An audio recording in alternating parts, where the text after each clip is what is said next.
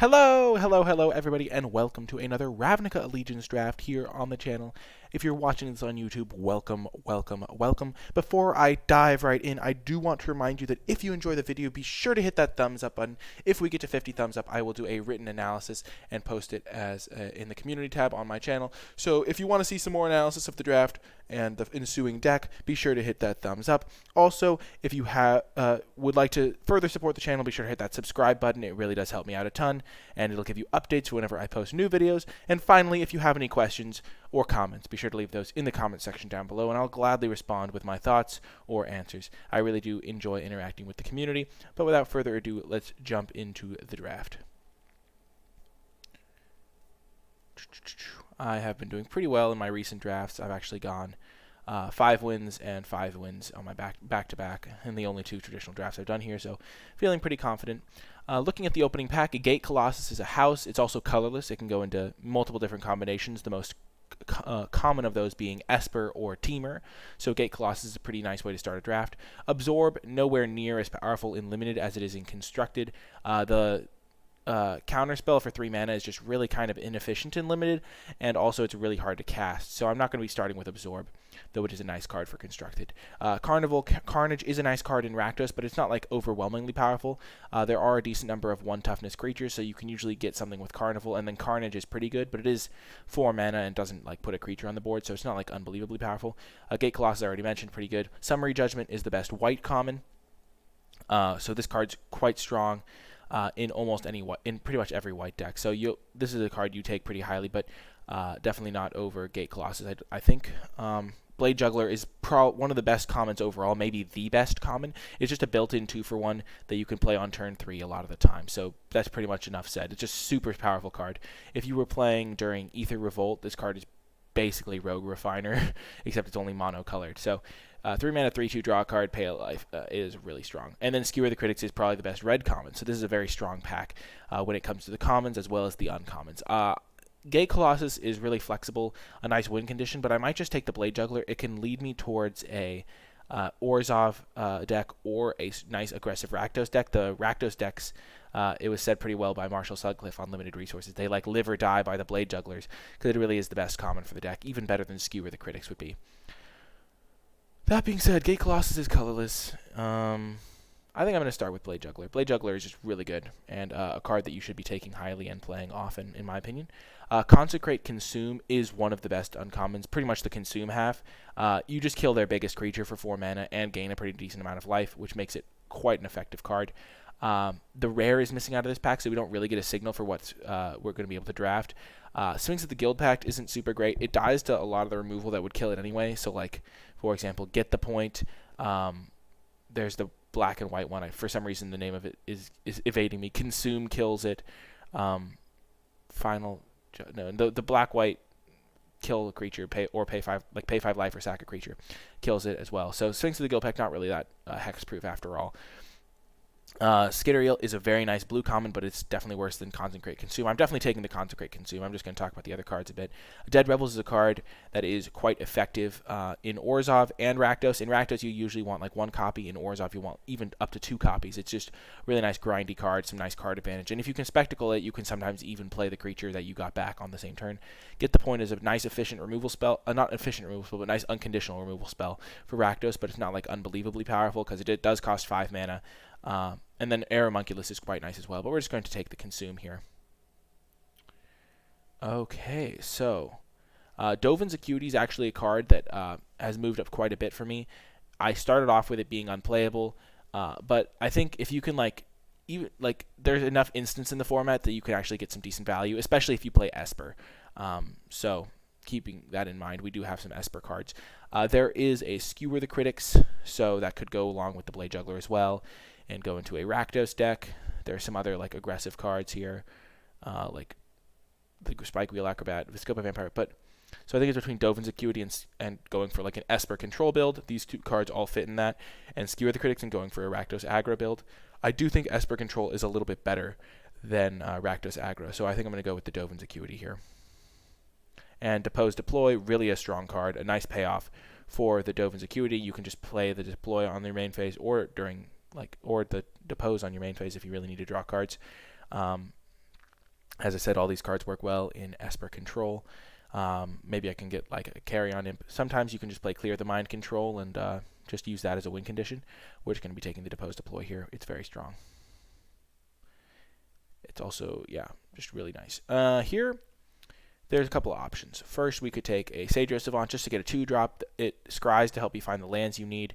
Skitter Eel is also just a very strong 4-drop that can just overall just be effective. And then we could just take an Azorius Gate to help us play our 3-color deck.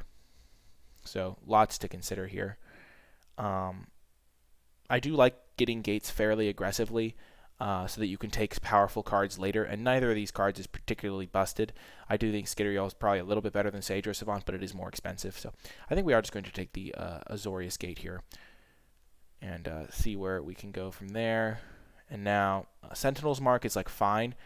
It's a nice combat trick. It's much better in aggressive decks because your opponent will have to block your light creatures, and then you can kind of play Sentinel's Mark, permanently buff your attacking creature.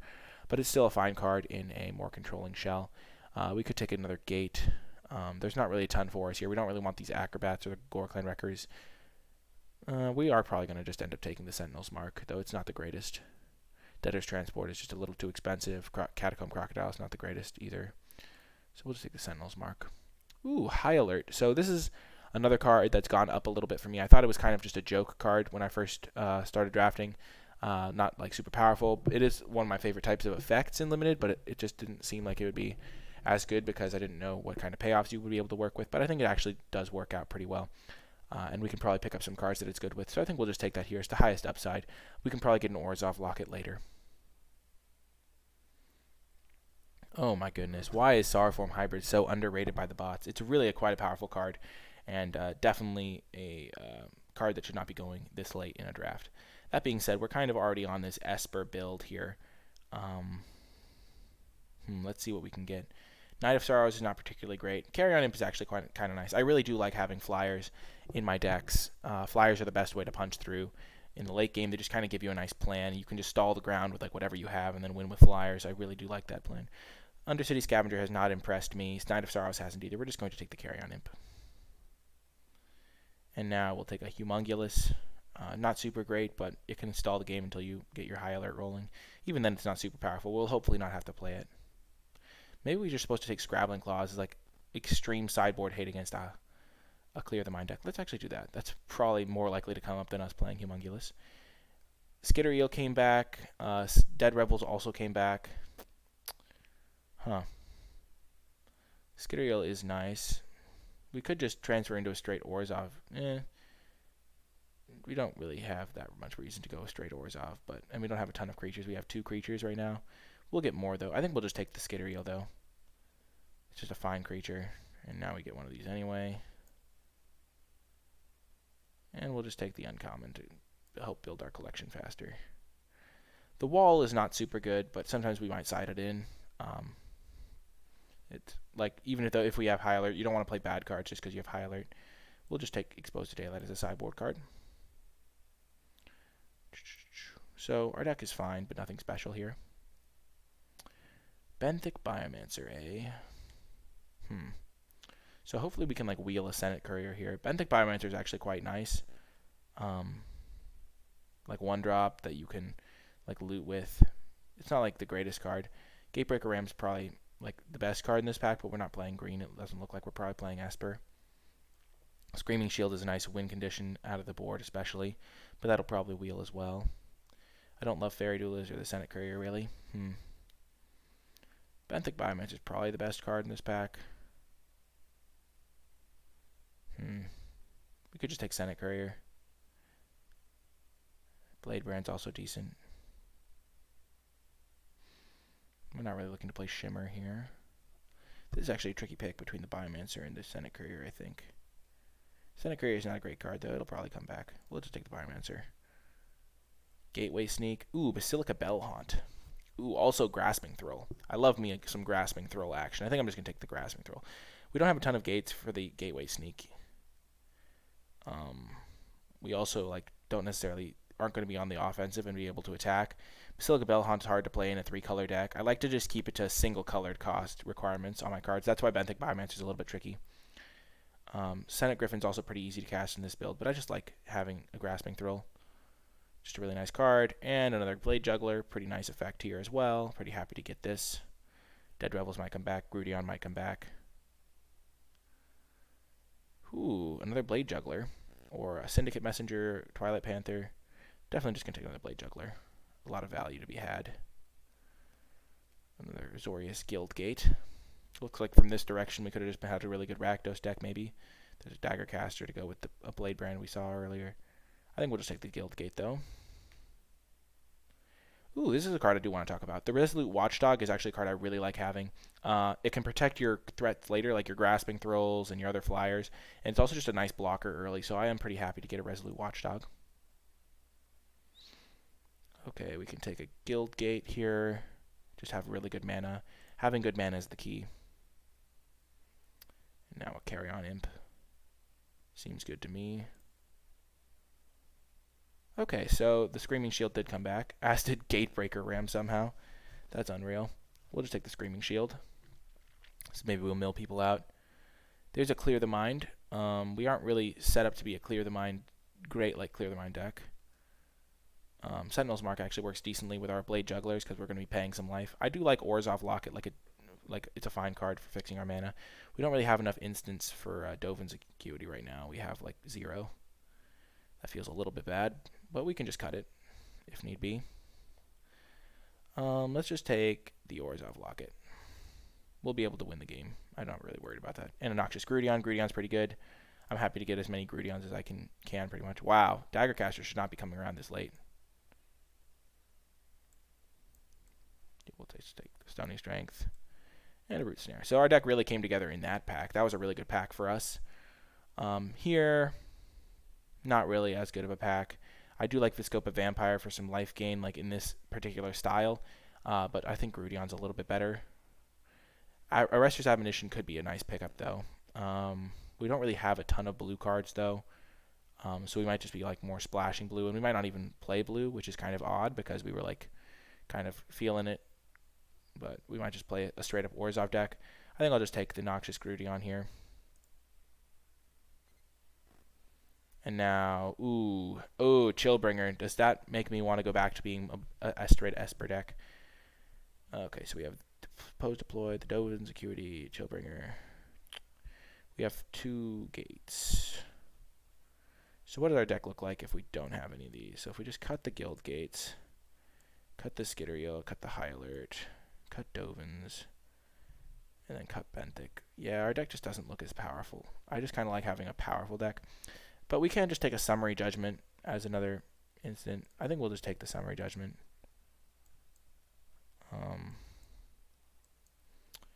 It's close, though. It's just, we just don't necessarily like need any of these other cards. There's also another Gate. I like just taking Summary Judgment here, I think. We don't really have any removal spells. Ooh, another Chillbringer. There's also a Grotesque Demise. The thing is, I'm not sure we like struggle to win the late game, but maybe I'm wrong about that. Yeah, I'm just gonna take the Grotesque Demise. Just having more instant speed removal is really nice as well. Now between Gateway Plaza and the Senate Courier, let's take the Gateway Plaza. Mana wins championships, as they say. Oh, and now an Imperious Oligarch. I like seeing that. Another Gate. Wow. Late Gates Ablaze, late Skewer. Junk Troller. Wow. Can't get milled out now. That's funny. Let's just take the Crocodile. The Croc. And a Sage Rose Savant, I think. We don't really have any 2-drops. So this will be a fine 2-drop to add to the squad. We already have enough gates. I think we have 1, 2, 3. Oh, right. There's another couple gates here. Yeah, we already have enough gates to have a good mana base. So I think having a nice Sage Rose Savant. Maybe we're just supposed to take the Prying Eyes.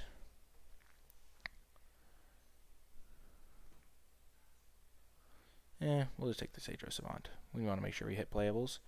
Vampire came back. That's nice. And we'll just in case. Ooh, Consign to the Pit. That's a nice one. Take the uncommon, build the collection. That's the best strat. Highest EV play. So our deck ended up very interesting. We have a decent number of flyers, a solid game plan. I don't think we have enough instants for Dovin Security, though. Let's see. 1 instant, 2 instants. And we don't really have enough high toughness guys for high alert. So we'll cut both of those. Cut the crocodile.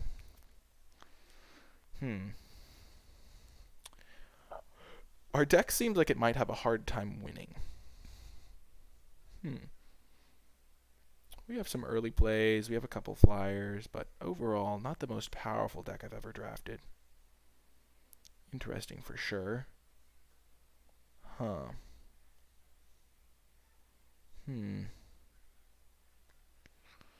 If we're main decking a Screaming Shield, that's not a good spot to be. Let's just cut the Screaming Shield for a Crocodile. And, yeah. That seems fine. Our deck seems decent. Not the greatest. So we have 15 black, 8 white. So we want a lot of black sources. We definitely want more whites than blue sources. So let's just cut a swamp for one of those. Ooh, so we have 1, 2, 1, 2. So we have... Actually, that our mana base seems fine like this. Because now we have 5 white and blues, 6 white and blues, and... Oh, no, we can cut one of those for that. No.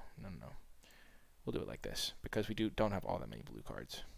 Okay, this is going to be our deck. Very interesting deck. I'm not sure how good it is, but I guess we'll find out. I hope you enjoyed the drafting section, and I hope you stay with me for the matches. Hello, and welcome to round 1. Being represented by the Gideon avatar. We would like to play first. And it is a solid enough hand. We've got our Crocodile. Crocodile can actually shut down a lot of things, so not too unhappy to see it here. I think one of the things I do a little bit awkwardly is I think in retrospect that Gatebreaker Colossus would have been a really nice first pick for this deck. It's really the type of late game kick we need. And then those Chillbringers might have been like what I needed as well, because I don't have all that many flyers. I have like 3 flyers to win the late game, and I don't really have any removals, so this could be a bit awkward. I also didn't get any Dead Revels. I think I took like lands over them, so I might not have prioritized everything I needed it to in order to win the late game here, but we'll do our best and see what happens, and good things come to those who wait, as they say. And maybe we'll get some mill victories. We'll just have to play very skillfully. We have a lot of value in our Blade Jugglers. Ooh, Feral Maka. Okay. We'll just summary judgment that.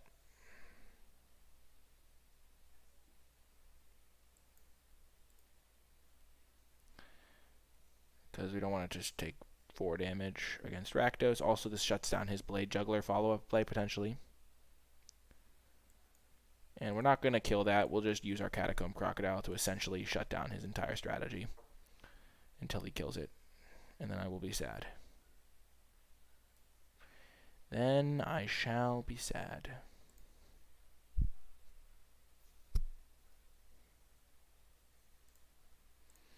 Okay, we take 3. Blade Juggler.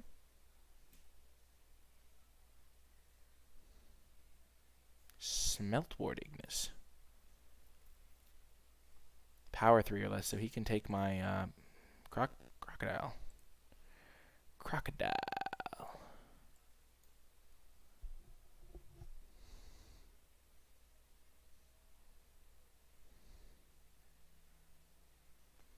So unless he has hard removal or grotesque demise, Crocodile is going to hold him back, but he could just easily have grotesque demise. Burning Tree Vandal, eh? Hasting it up.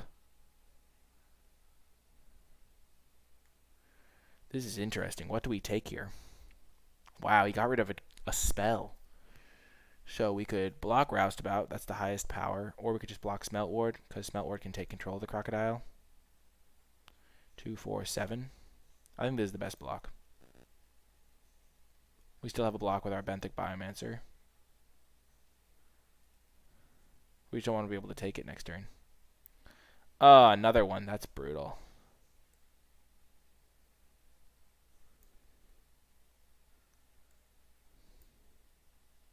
Let's play the Benthic Biomancer and then just make him sacrifice a creature.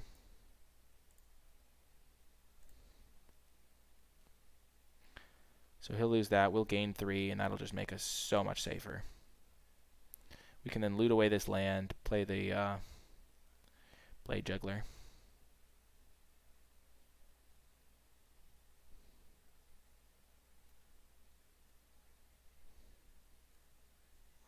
Or he'll make us discard the land, and we'll just play the Blade Juggler or something.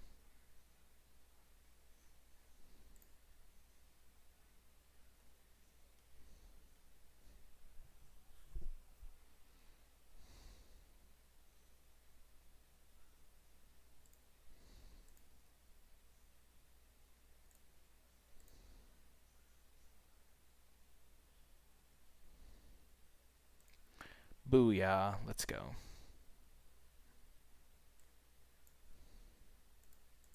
We'll Spectacle our Blade Juggler.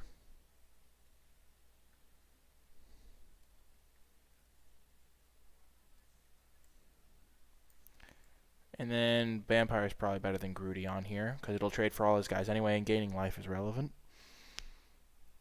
Unfortunate that he's going to make us discard a spell. But now we can just attack him with everything we got.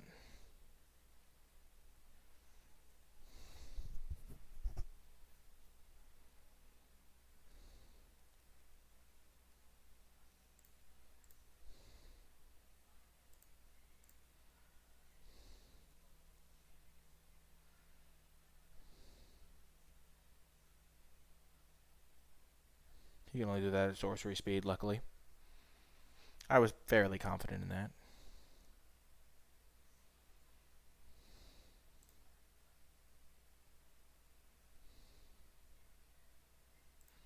Sure thing, bud.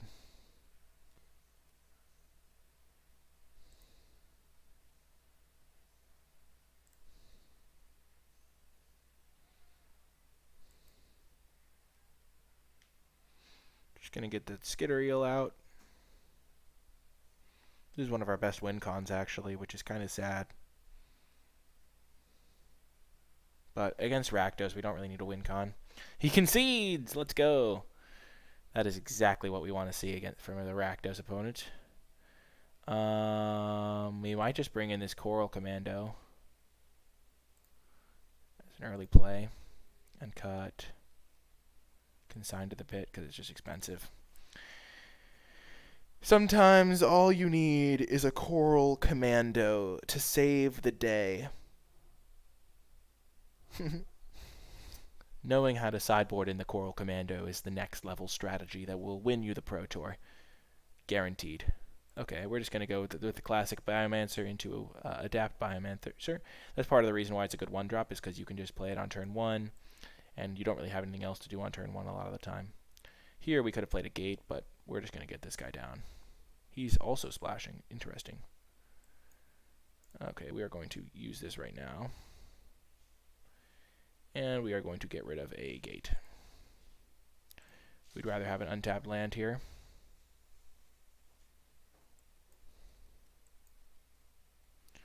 The old roustabout.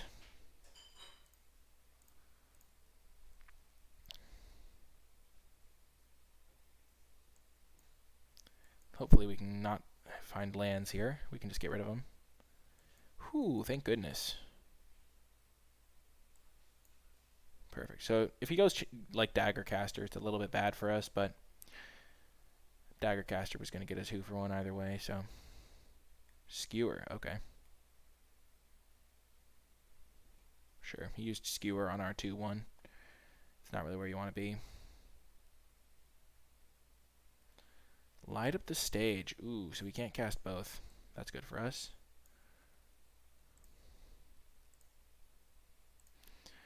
We'll pass the turn. He can only cast one of these spells, so. Okay.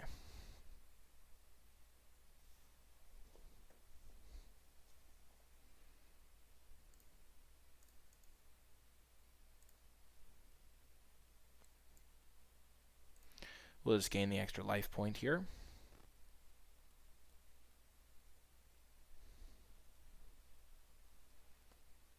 Dang. So now he can't cast Carry On. He can only cast a Feral Maca. Oh, he can cast the Carry On Imp. Okay. So mayhaps we were a bit punished for that greedy play, the extra life.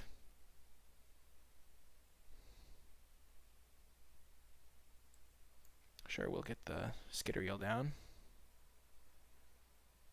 No attacks. He has one card in hand. We're definitely not. We might double block Roustabout. Yeah.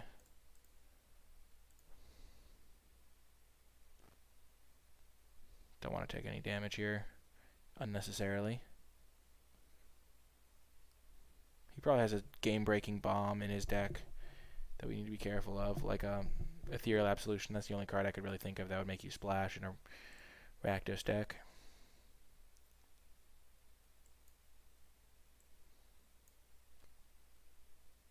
Perfect. Now we have our guy protected. He concedes to the Watchdog. The Watchdog, too powerful. Well, anyway, our Esper Jank managed to get the W in round 1. Let's hope it can continue its good fortune in round 2. I hope you stay with me. Hello, and welcome to round 2. Being represented by the Vivian Reed avatar. It's a pretty good avatar, I have to say it. I like it. I like a lot of the avatars. Some of the avatars are questionable, like Gideon. But Vivian's a pretty good one. Using our Esper Jank deck. I think it's just a fine Esper deck. It's got some value, it's got some flyers, it's got a little bit of removal, it's got a Crocodile. Pretty much everything you need in Esper to win. Ooh, this is a solid hand. We are keeping this one. Like, this is exactly what I mean. We have the tools to win a game here. I think Esper's a very good combination in this format. And the mana fixing is just there. You can just play Esper every time if you want to. I like if it's open. I'm not sure how open it was here. Maybe Rakdos would have been better. The thing with Rakdos is it's just very inconsistent, and I just rather would play a late game deck that I can just leverage my skills to get an advantage. Okay, quenching my Imperious Oligarch, that's fine. We still have a 3-drop. The Grudion. Not quite the Dream Curve anymore, but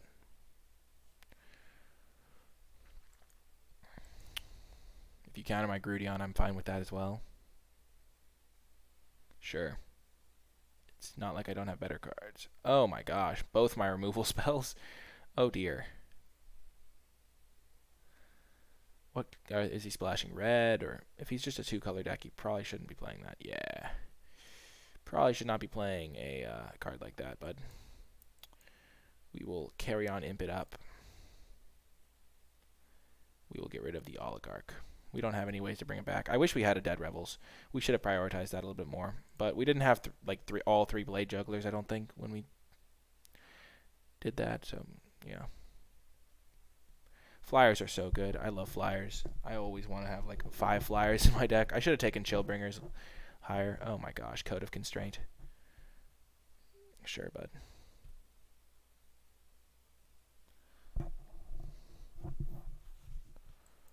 Let's just Grasping Thrill. He's already used a Quench. Probably doesn't have like multiple Quenches because that's just bad deck design. You can sometimes just guess what your opponent is playing. I mean, already kind of has a weird deck going on. A Gateway Sneak, okay.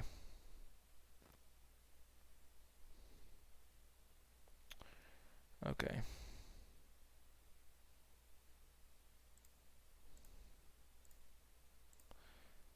We'll just get this Blade Juggler into play.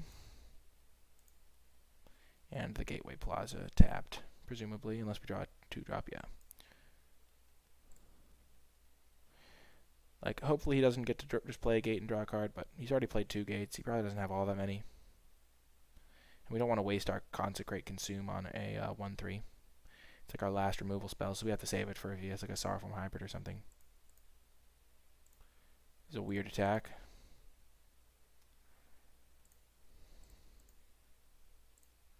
Let's just block with our no-name guy in case he has a combat trick.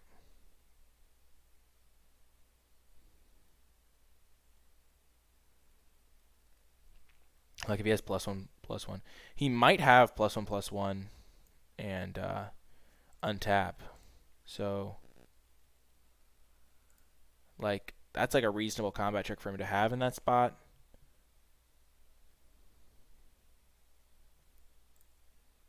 So we'll just play around that for now, for one turn.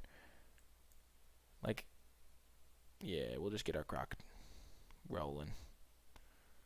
Okay, now it's less likely that he has that.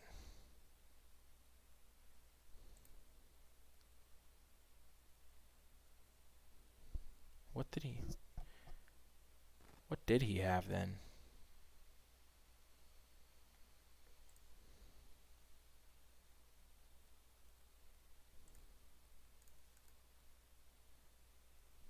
Kind of just want to get him to use the card now. Because I have to play around this on defense too. He did have it! Haha! So, like, sure, you traded that card for my Blade Juggler, but now I can just kill your guy, potentially, or... Oh, my best card. You know you're living the dream when your best card's a Skitter Eel.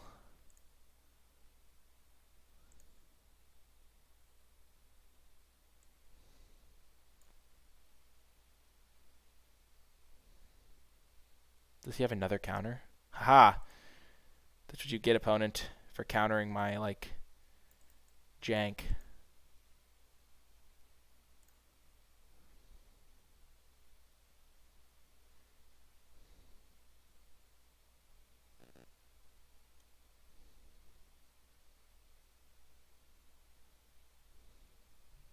Dang, Senate Courier's annoying. I don't know why he's playing it in a straight Simic deck.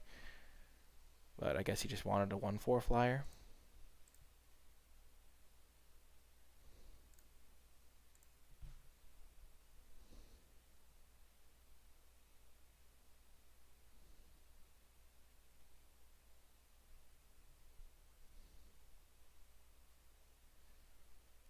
Does he have a combat trick? Oh, no.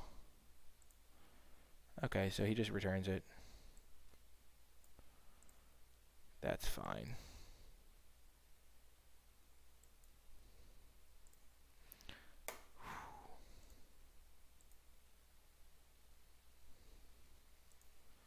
Well, that's a problem.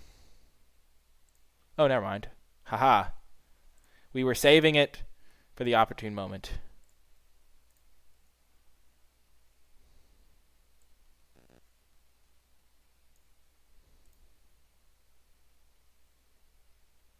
We will target you and gain 8 life.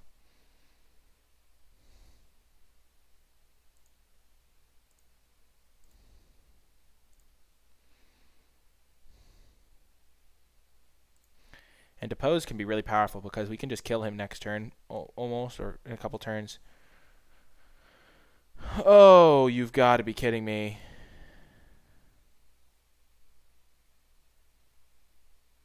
Oh, no.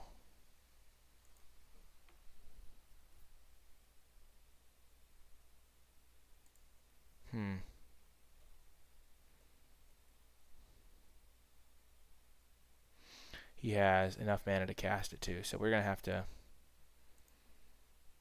tap this guy. Dang it, that's not what we wanted.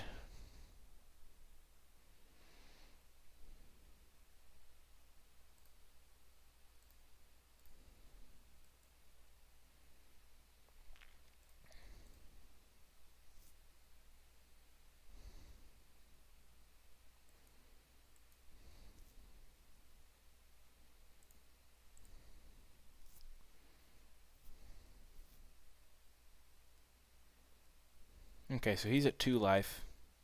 He's going to have enough blockers to stay alive. Rats.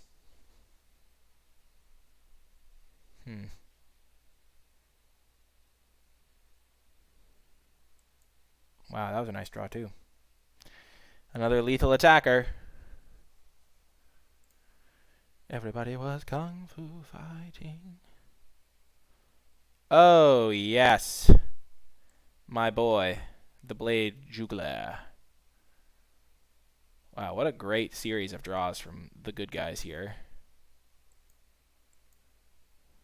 We'll just wait a turn here, and then just alpha him with all of our lethal threats. We have 5 attackers, and he has 3 blockers. So even if he draws a creature here, it's not enough.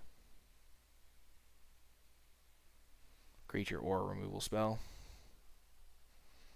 Yeah, we got the win in game 1 against this.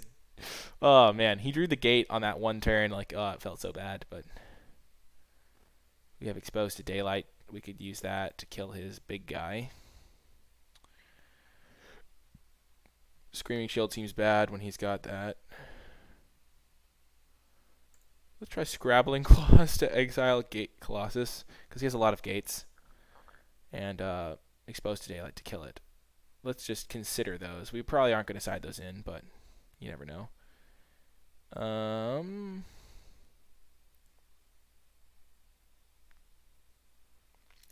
it does cycle. Sentinel's Mark seems fine.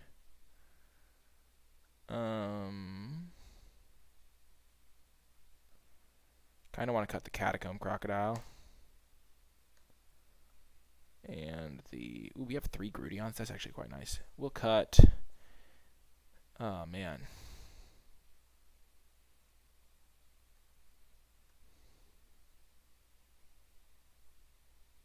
What else do we want to cut for our sweet sideboard tech? I kind of want to side in this Grappling Claws, because he's just going to...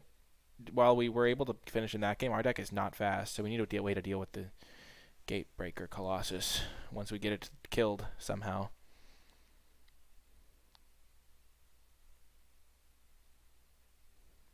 We have Carrion Imps, though. That's a bit too cute.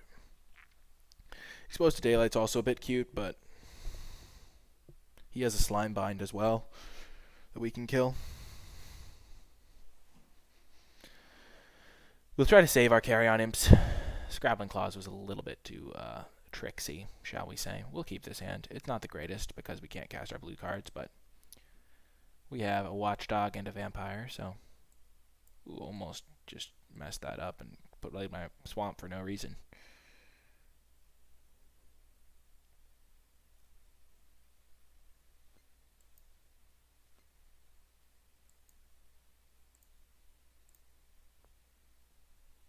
He's holding up that Quench because he's all about that Quench. No. I don't know. Fairy Duelist? I don't know what other card.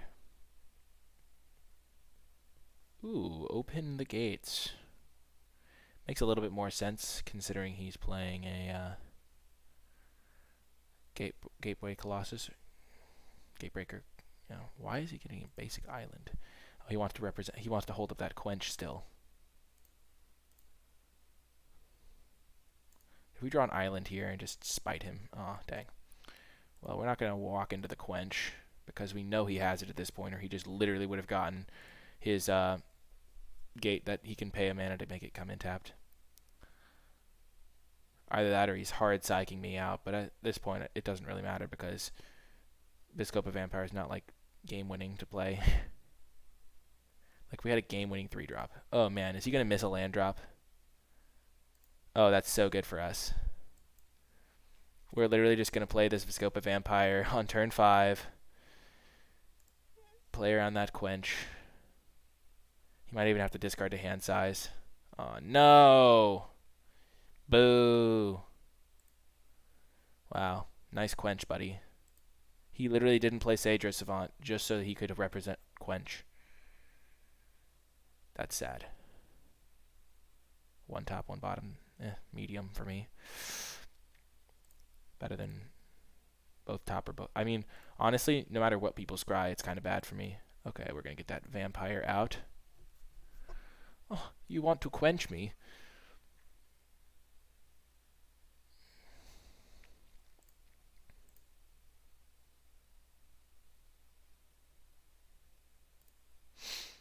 We would have been able to just get a bunch of stuff down. Oh, man.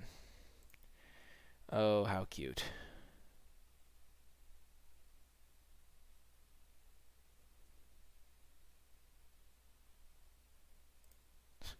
Jeez. I wonder if he scried that to the top.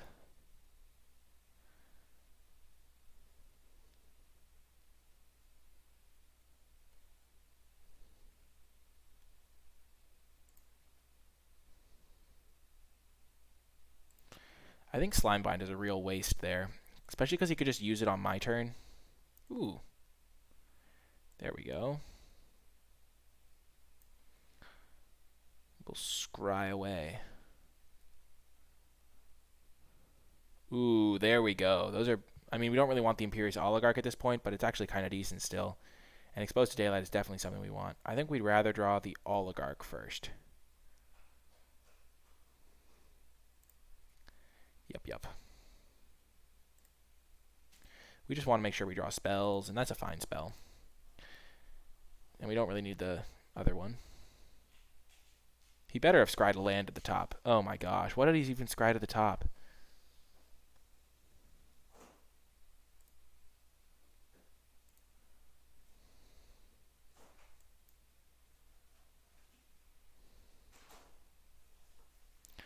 He might just counter a spell, like hard counter and mill 3. But then I can resolve my Grasping Throw, so I'm kind of baiting him into doing that.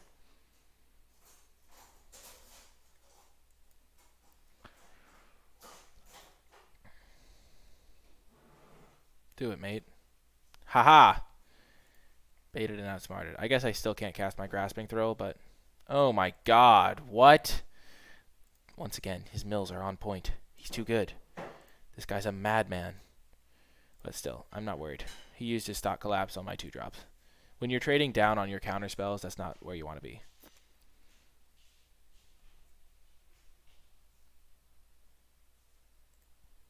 He knows I brought in Exposed to Daylight now. Grudion wasn't even very good here. Neither was Grotesque Demise.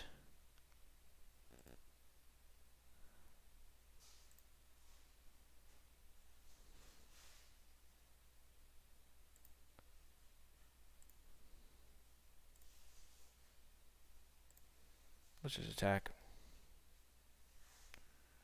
Yay! The trading is fine. Play around that Quench. I mean, not Quench. Yeah, Quench.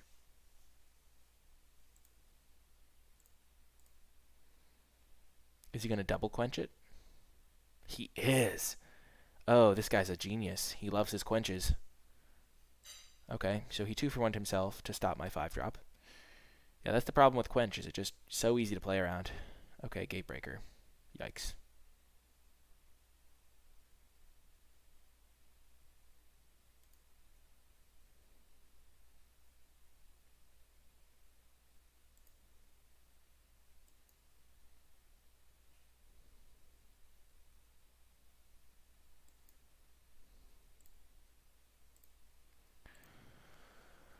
We're going to have to consign to the pit this Gatebreaker Ram, I think. He probably has the Gatebreaker Colossus, though, which could be a problem. But he can just keep bringing that back. Maybe we'll just double block the Gatebreaker Ram with our... Okay, hybrid we can deal with. Okay, now he's casting all his spells because he used his double Quench trick. He's so proud of himself.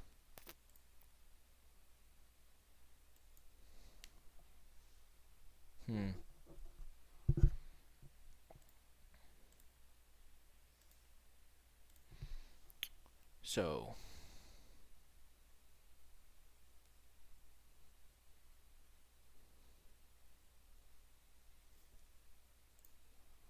Sure.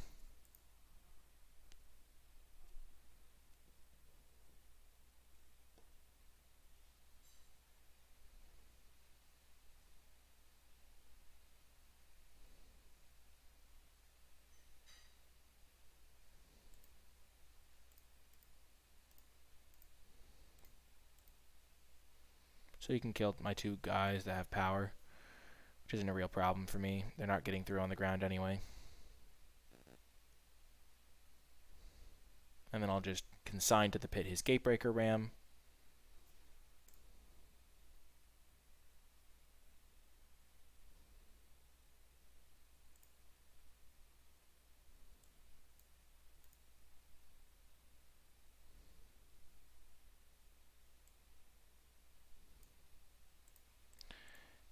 We are in a little bit of trouble to a Gateway Colossus. Just a smidge.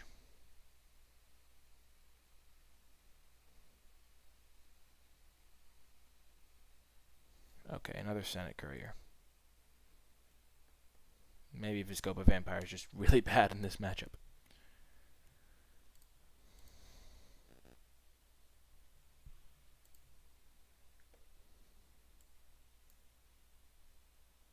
Let's just kill that. It's going to be a problem. Then get our Grudion into play. Ah, no. Cancel attacks. Obviously don't want to just suicide this Viscopa Vampire. My Grudion actually has decent attacks because I can sacrifice the Watchdog so it doesn't trade with the Saedro. Which I will do, for sure. That's a nice draw.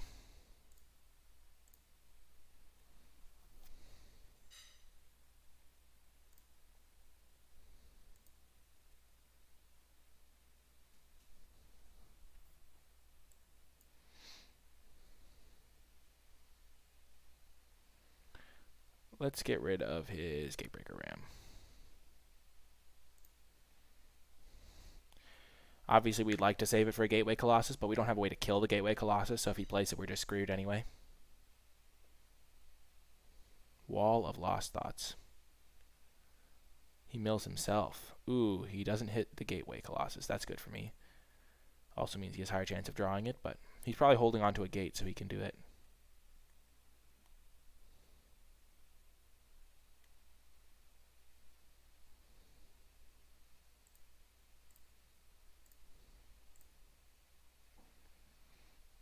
Hopefully he eventually lines up a double block on my Grudion. Sentinel's Mark kind of useless right now, but it will have a chance in the sun, I'm sure. It's even like a fine tech against Gateway Colossus, because it means my Noxious Grudion can block it.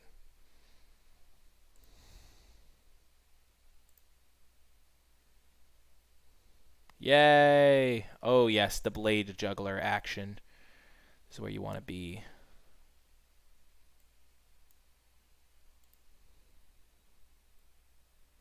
Oh yeah, Blade Juggler. Let's go. Go Blade Juggler.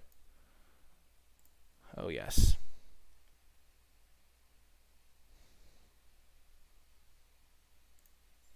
Oh, heck yes. Our Grudion shall continue on his quest. We already saw him mill his bounce spell, so no reason to... This attack isn't even suspicious.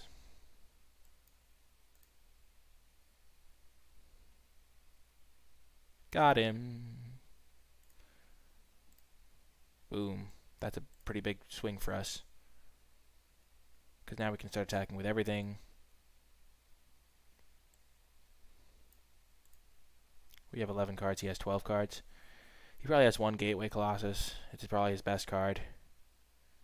I wish we had a Gateway Colossus. We could have taken one first pick, but I'm not sure if it's correct over Blade Juggler. Blade Juggler is just so good in the Rakdos deck. And Gateway Colossus kind of does need some support. I actually had a deck where I had two that I didn't play either of them because I only had 2 gates. I think you need like three gates to make it playable. Because if you play it as an 8-drop, it's not very good. Oh, you've got to be kidding me. That's really bad. Well, that's good to know about, I guess. Like, geez. Heck, what am I supposed to do about that? That's game. I just can't beat that card if he takes 2 of my guys. Wow. Geez. Geez. Whew. Okay. So.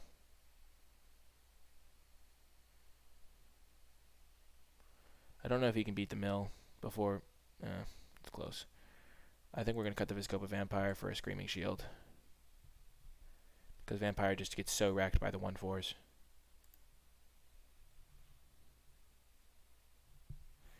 Do we want to bring in just Catacomb Crocodile and High Alert? No, there's no way. We don't have enough synergy to be a High Alert deck.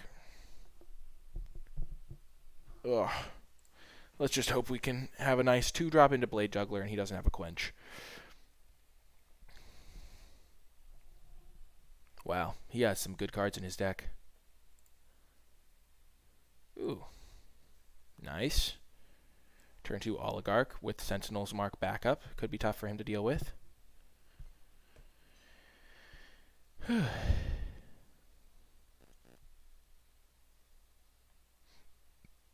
Ooh. We'll still just go with the Sentinel, with the Oligarch here, and then just hope to draw a land next turn.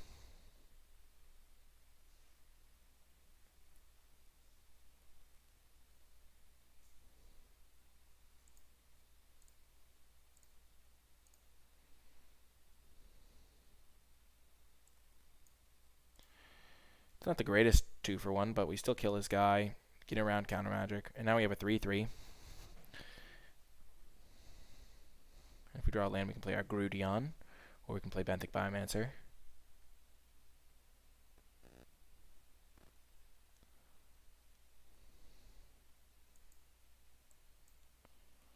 Play the Biomancer to play around that Quench that we know he has.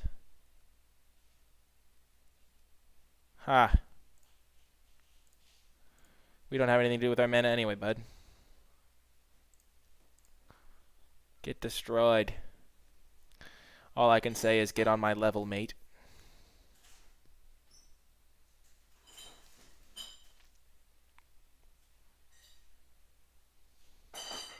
Sure. If we draw a land here. Oh, no. Rats. I was hoping to draw an untapped land there, but we could have Biomancer to look for a land, but I think it's better to just get the Grudion out while he doesn't have counter magic up. And also it like stops Gatebreaker Ram from attacking me over and over. Ooh, now we just need to draw a land again. Come on, land.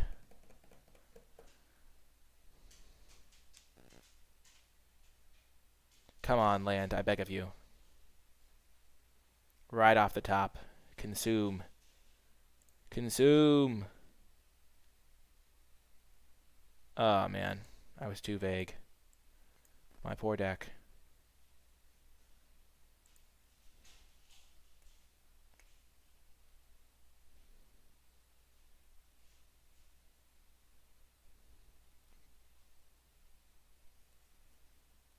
I think these are all his gates. We only saw 3 gates in that one really long game we played.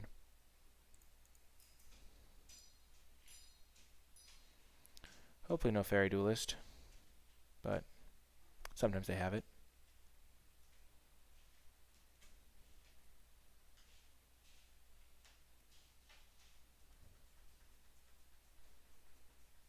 Yikes.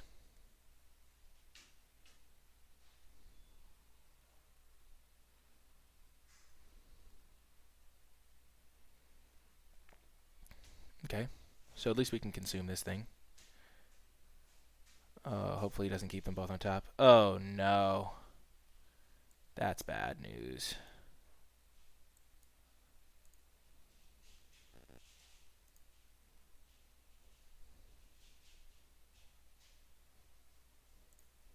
Go, Oligarch. Be the hero you were always meant to be.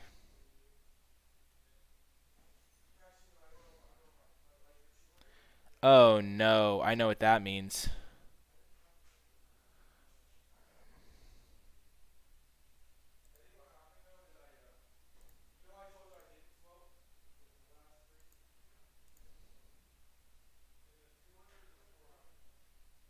Dang. Why would you scry land to the top unless you had mass manipulation? Oh, man. He's definitely got mass manipulation in his hand. Or maybe he does another spell. I don't think I can beat mass manipulation, so I think I can't play around it.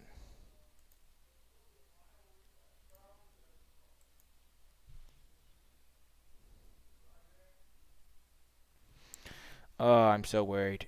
I don't think I can beat it if he has it, though. He'll probably just play it. Oh, he's definitely got it now. Oh, God.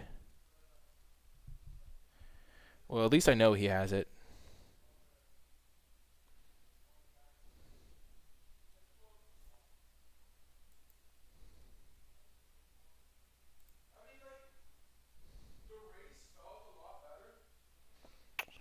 Gonna get rid of... Dang. This is close. Probably gonna get rid of... Skittereel. Actually, Carry On Imp is useless. He'll just take it. He'll just take my Grasping Thrill.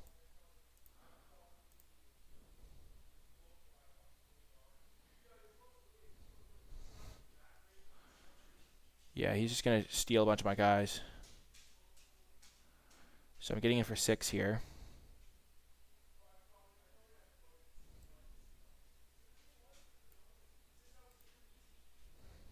He's getting in for... I'm getting him down. Low life total here. So maybe I can alpha strike him, which could be good. Could be good. He's definitely got it. He's just going to take 2 of my guys. We knew this was going to happen. If he doesn't have it, like, I don't know why he scried 2 to the top. Yeah, we knew that was coming.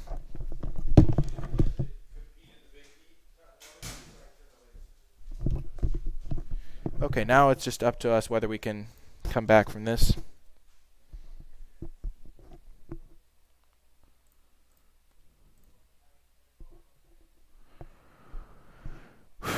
Let's attack.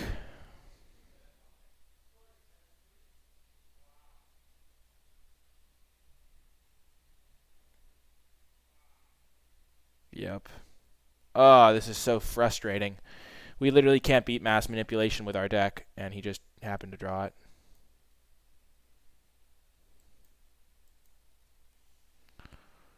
Shoot.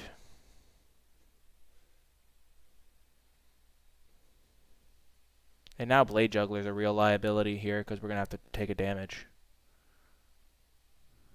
And that puts us in range of the 2-turn lethal.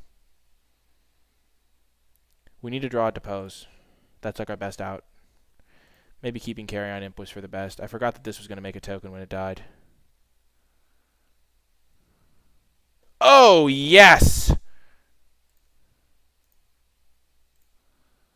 Let's get in there.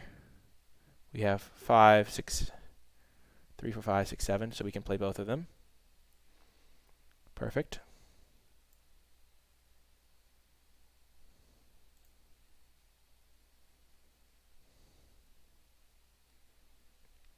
Stop on his upkeep, I think.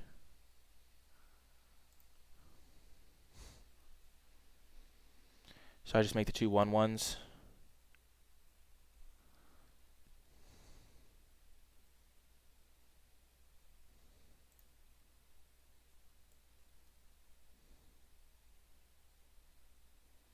Do I have to wait? I know he has 2 quenches in his deck and a Thought Collapse. No, he has 1 quench and a Thought Collapse. So it stopped on his upkeep. If I make 2 1/1s, I have 5 creatures. I go up to 9 life. And I think I have to wait for him to attack me. I just have to accept that I lose to one of his 2 counter spells.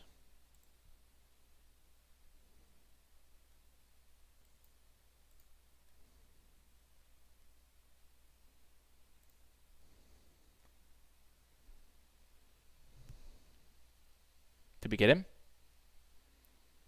Oh, the reach creature. But we might have him anyway. I think we just have enough guys. Yes, this guy adapts. He blocks here. He blocks here and takes exactly 4. Oh, yes! Yes! The perfect top deck. Pure justice. We played that exactly how we needed to. We like made a suicidal attack 1 turn and let's just say good game.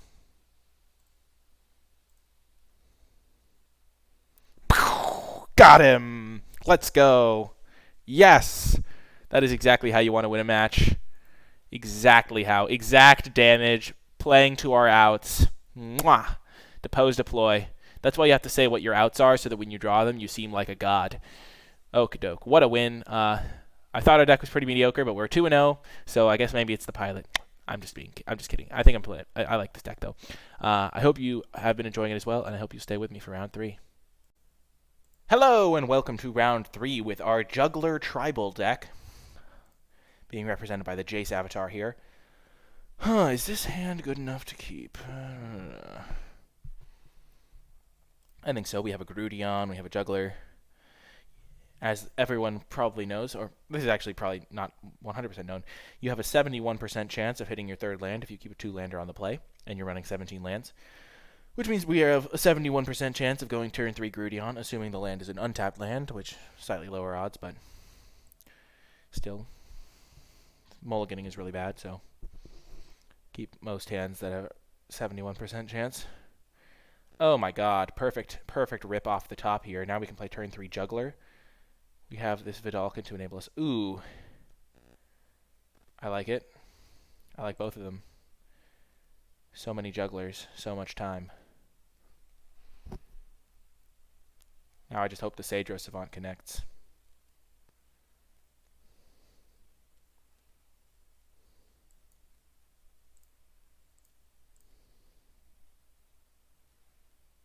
Oh, yes. Oh, prepare to get spectacled on. Oh, no, don't quench me. No, don't quench me! No! He's quenching me. Oh, that's so rude. That's the rudest thing I've ever seen in my life. How could you quench a man? Quenching a man is the ultimate brutality. I just want to draw cards, bro. Let's see if it works again. Putting him to the quench test. Oh, don't you quench me. Oh, he's got it again! Oh, that's filthy. Oh, that's disgusting. You're a monster, opponent. The double quench hand. Who even plays double... I mean, my last opponent played double quench. I guess this is just a quench world, and I'm just living in it. Oh, man. We're going to just get that Viscopa Vampire out there. If he doesn't quench it. This monster. Oh, go ahead. Quench it. Oh, yes. Finally, it resolves. Maybe I should have, like, baited him with my Grudion, but I think Grudion's, like, important to get into play. Though I'd probably rather have a Blade Juggler. And Blade Juggler is better the earlier you play it. Oh, you monster. Not cool, bro. So we're just going to get the Grudion and also Summary Judgment this Chillbringer. Assuming the Chillbringer attacks. If it doesn't attack, we can just consume it next turn.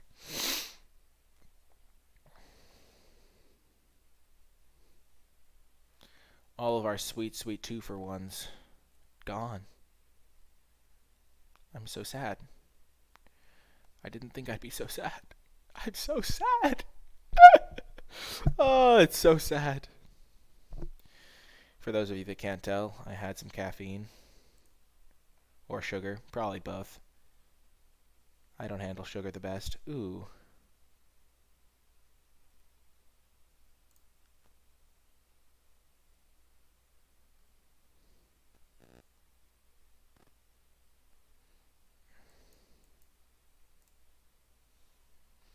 Quench it. Make my day.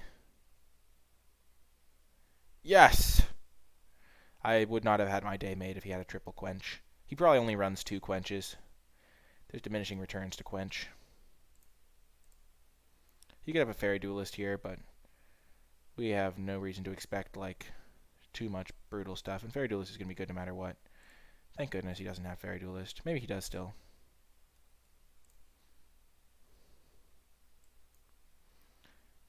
Him holding up counter magic is, like, fine for me. I have enough creatures on the board that he'll have to tap out for a creature eventually.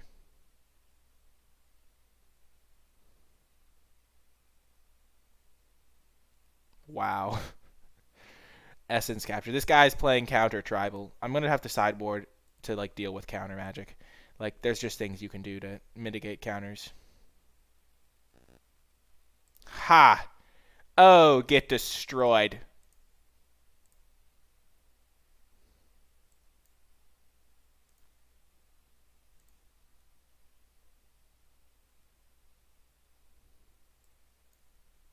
We are going to play the land because we have Blade Jugglers, so we want to be able to Blade Juggler into a 3-drop potentially. If this was an untapped land, it wouldn't have mattered. Aw, he's got another big guy.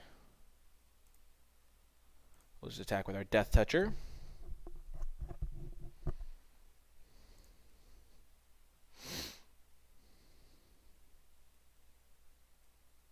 No!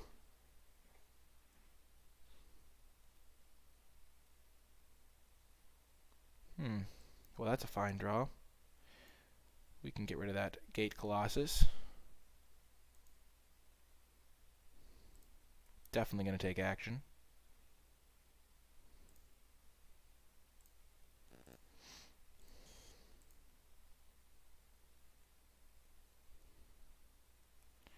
Jeez, nice rip.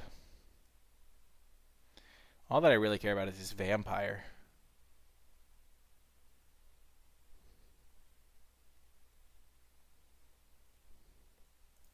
I think he should attack with the vampire. Keeping it back on blocking duty is a bit risky.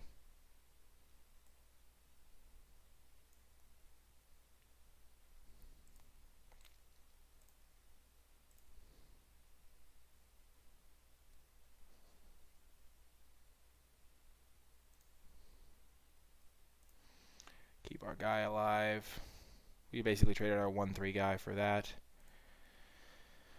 We're at a high enough life total that we can afford to let him gain the 3 life, I think.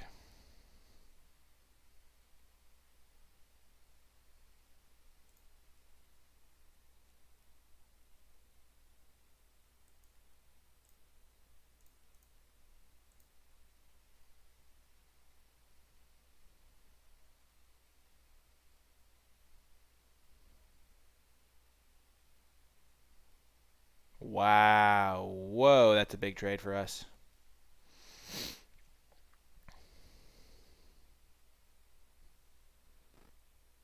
Okay, so we do have to find an answer, but we have quite a few, I think. Also, we just have some fine draws in our deck. Ha-ha! The crocodile, baby! Nobody expects the croc. He can attack past a 4/3 quite fine. Oh, why doesn't it show his flavor text? His flavor text is the best.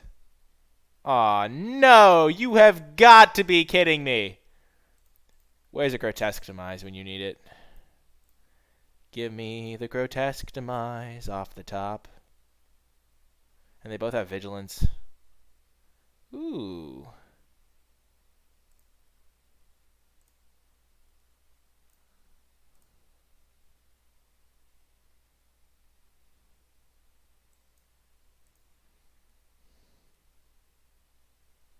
Got him. That was a good top deck. It was not a grotesque demise, but it was almost as good.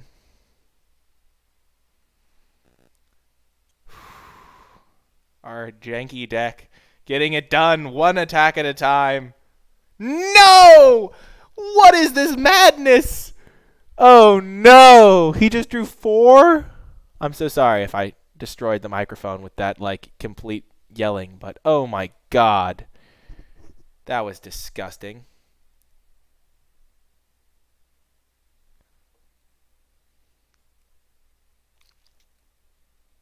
Oh, nice.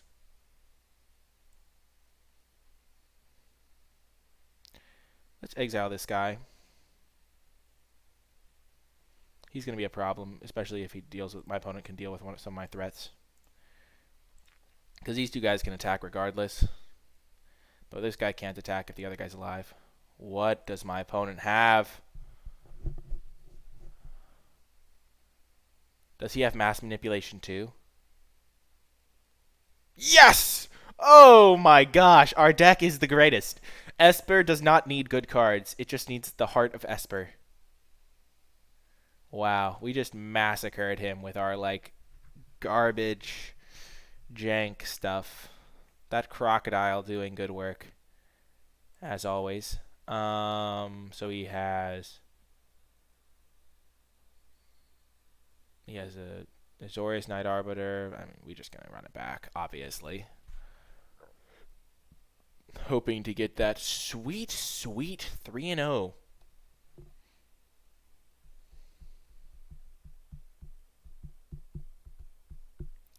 Wow, this is the greatest. Esper for the win, baby. I mean, honestly, so many just Esper victories. I mean, the crocodile was the real MVP there. That was sweet. The crocodile's underrated. I have to say, there are some decks, like that Rakta's opponent literally can't beat the crocodile. He, like, has to have grotesque demise. His burn spells don't kill it. His creatures sure as hell don't kill it.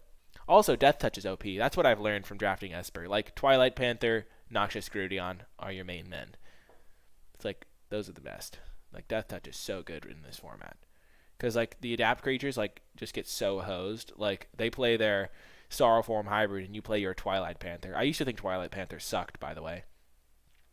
How wrong I was. Oh, how sad I am that I cannot keep this. My opponent also mulliganed. Yeah, we'll have to keep this one, though. It's fine. If we hit a land or two, we can play our Dream Curve. And obviously we're going to get our perfect hand. Heart of the cards and all that. Bottom and top. Yes! Oh, we're totally doing it. We're totally doing it. Oh, yes. 2-drop into Blade Juggler. Though my opponent has quenches for days. We forgot to sideboard for the quenches, but you can't really sideboard for the quenches. The quenches just get you sometimes.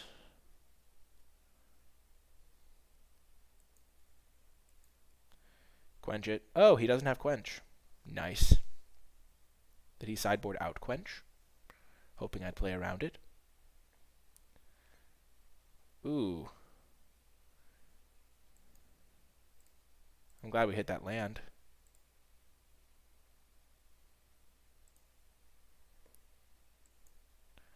Oh, baby. Our best card, too. Skitter Eel. And our actual best card, Consume. Scope of Vampire is eventually going to trade with Imperious Oligarch.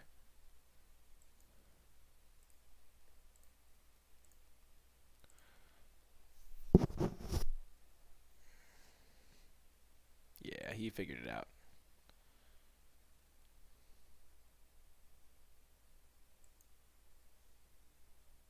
We'll just play our Vampire. If he uses a quench on it, we're pretty fine with that. Yes.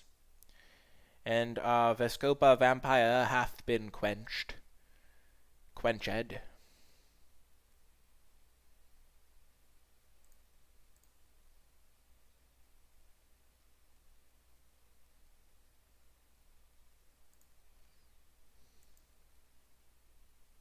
Resolves, nice. We don't want to trade our Death Touch for this. We want to trade our 1/1 token for it. But we don't want to trade our 3/2, so we don't want to attack into him.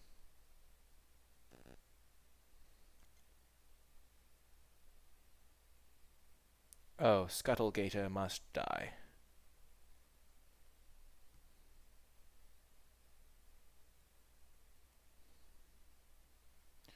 Brave Scuttlegator hath been consumed by jealousy.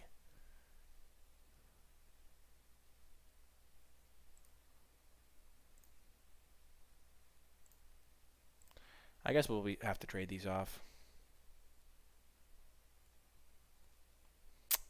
Not the best, but we need to start attacking him before he draws his broken cards. Oh, Chillbringer. It's not broken, but it's kind of annoying.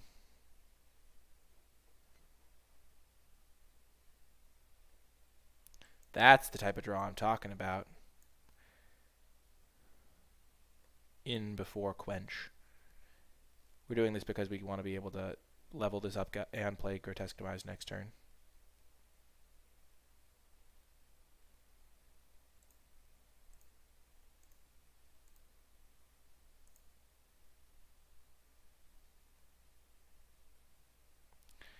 I have made a grievous mistake. I didn't play around Summoners. I should have adapted this before, but I wasn't going to make the double mistake of not adapting it. Maybe it would have been better to not adapt it, but I think getting in the damage is really important because he has cards that we really have to get in under. Like this Colossus that's probably in his hand.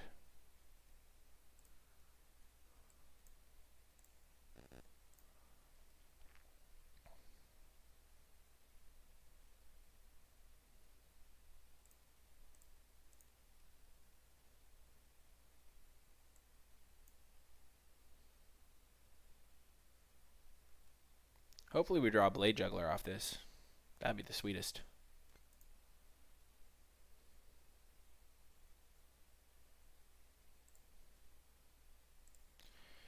I see a Gateway Colossus in my future. All I'm going to say.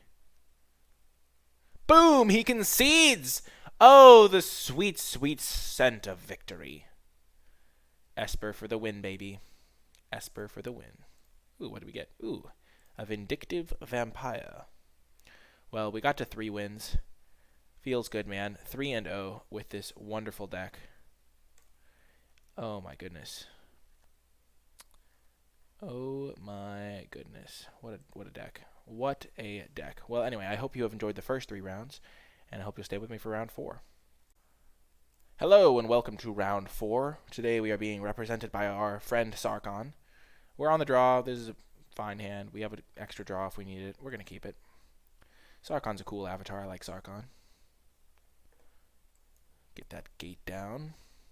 Sentinel's Mark has done good work here. Skittereel's probably our best card.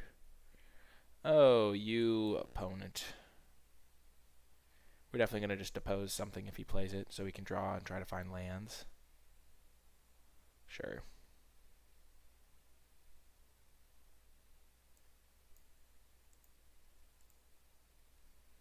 This could be rough.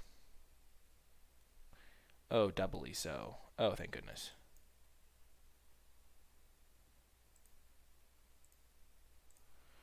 Okay.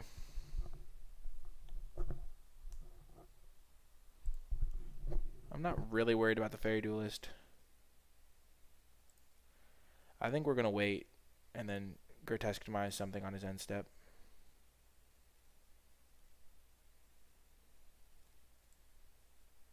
He did miss a land drop. Let's just summary judgment that. I think it's worth the wait. 2/2 flyer is like a fine card. We have to do that before he can activate that too. Okay, so we have Grotesque Demise up. Yikes.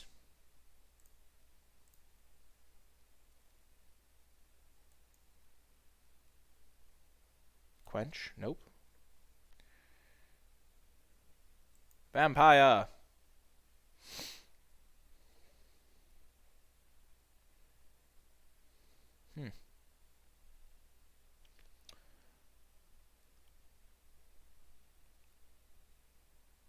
The Concordia Pegasus was actually a problem too. We're not in a great spot here.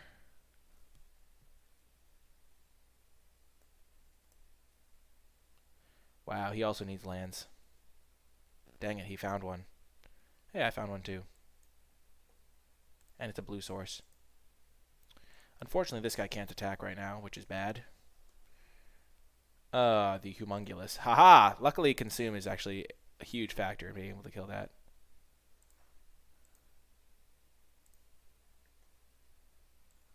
Let's just consume that now.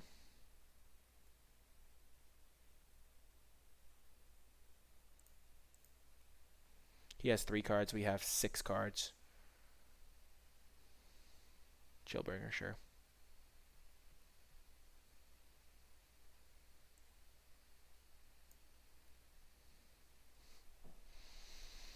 And we're going to be able to protect it with our Watchdog next turn, which is good.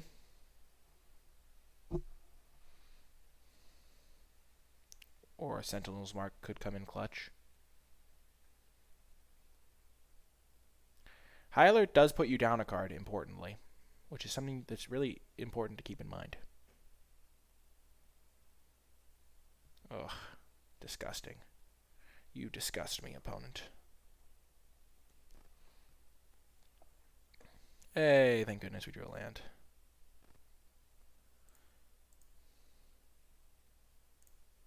He could have attacked and then untapped, but maybe he has another Fairy Duelist. We will play around Quench here.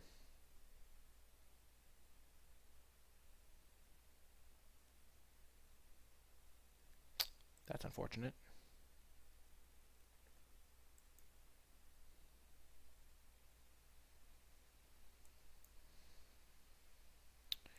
Don't really want Croc. Do we want to land? Not really. We'll just play Skittereel and Resolute Watchdog. Croc is not our best draw either. We probably should have put the Croc slightly higher instead of it being the literal last card. But it doesn't matter. We're not going to get that far.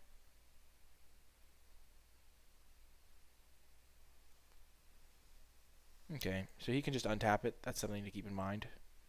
So we'll play the land first, play the Skittereel. Get that Watchdog down, and then pass.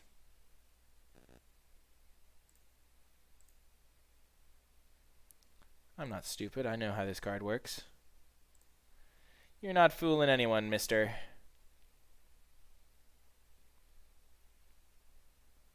Wow, that was savage. Not kind. You need to be kind to your friends and neighbors, opponent.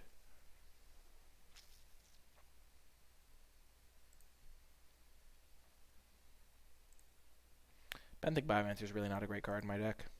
I don't have enough blue sources.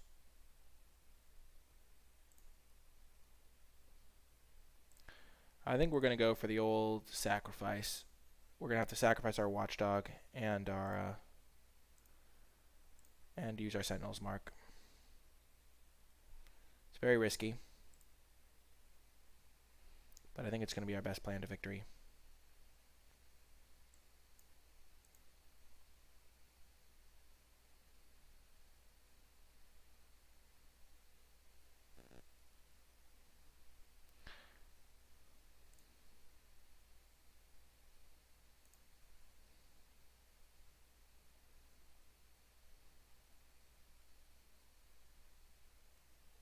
Boom, that's so good for us. Huge victory there. Both moral and...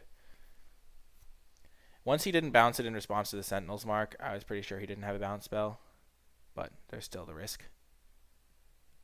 There's always a risk.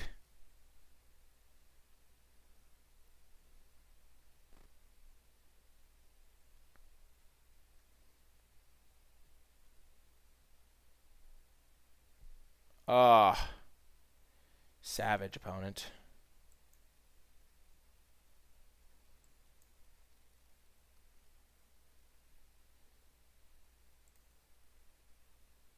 Taking action.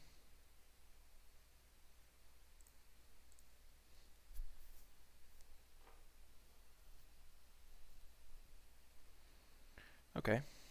Savant is pretty bad here. I guess it can trade with our Savant. But that way it won't be able to trade with our Vampire. Ooh, he's putting both on top. That means we have to kill him ASAP. Oh, that's a great draw.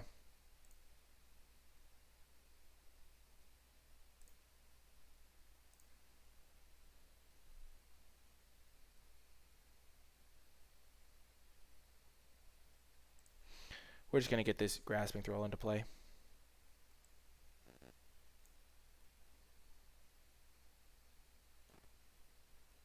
Thank goodness his last card's not a counterspell. Oh, yes. He was not expecting the extra flyer. Not sure I would have kept that on top in his situation. We do actually want the land because it lets us play both our spells. And then we can loot away anything else with the Benthic Biomancer. He knows what's on top, and he hasn't conceded yet, so maybe he actually has something.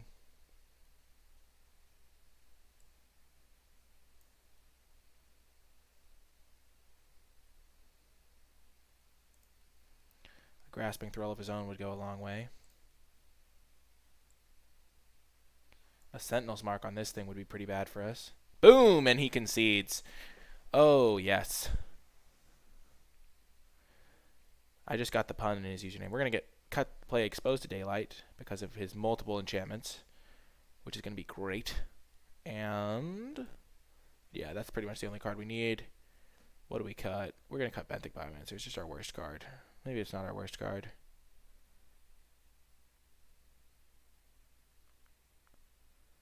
Yeah, probably our worst card.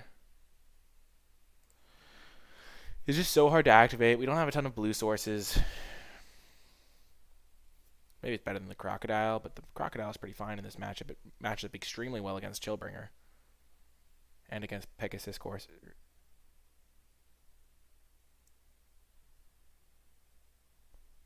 Pegasus Courier, I guess, is its real name. And, yeah, all his guys. Meanwhile, Benthic Biomancer gets blanked by, like, every high toughness creature in the book. I mean, not that Catacomb Crocodile is a godly card or anything. Like, it's not, like, insane. But it definitely does work. And needless to say, being able to kill his High Alert is important.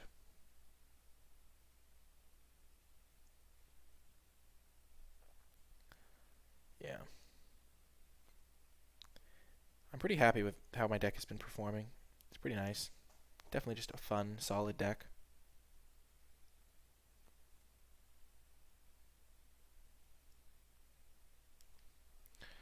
Ooh, we're going to keep this hand. It's got a 3-drop. It's got the Orzhov Locket into Resolute Watchdog. And his deck is slow as hell. And also having the answer to High Alert is important because his deck is pretty bad without it, I think. Ooh, Grotesque Demise is also good against him. We kind of want to save this for his Azorius Night Arbiter.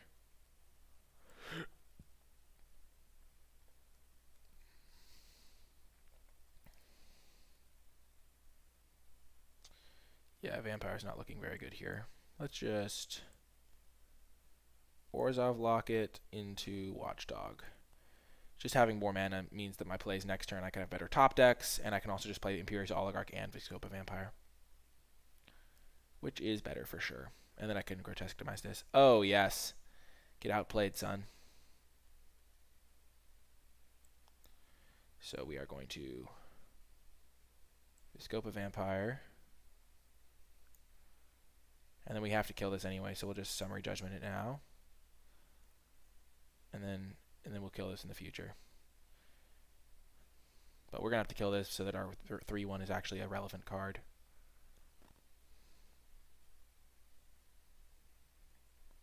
Ooh, and we'll exile this. Everything is lining up perfectly here.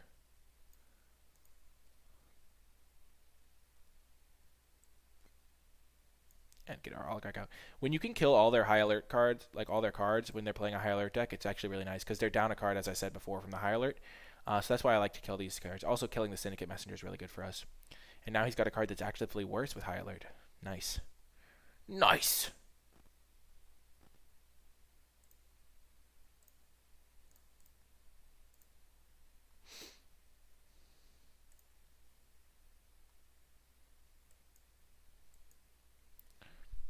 Get that Carrion Imp down. Get rid of that Senate Courier. Still have our Watchdog up. We might even be able to get even more value by killing this at instant speed when he expects to be able to do more stuff.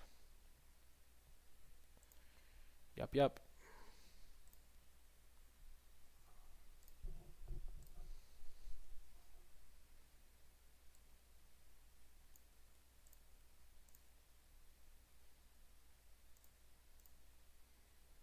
So he might go block.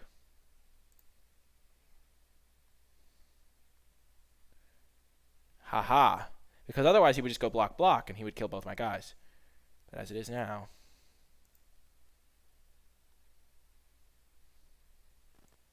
Don't want that, that's for sure.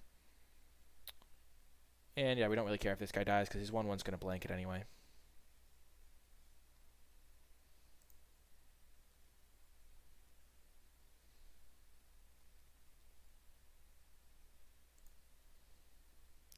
Rats. I did say we could save Grotesque Demise for that card, but I'm glad we killed High Alert. Anyway.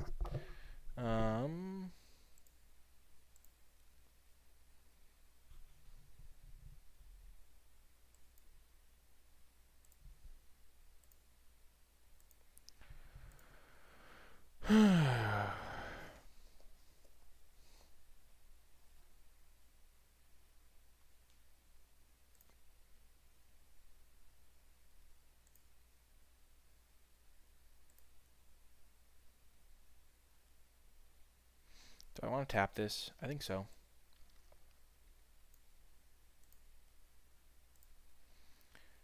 I don't think the extra 1/1s do anything. Oh, that's a good draw. That's a very nice draw.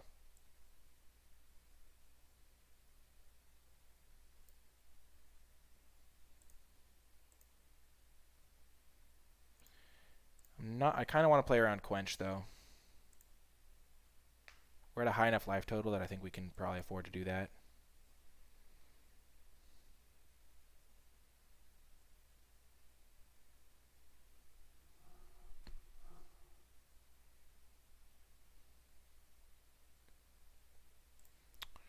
Yeah.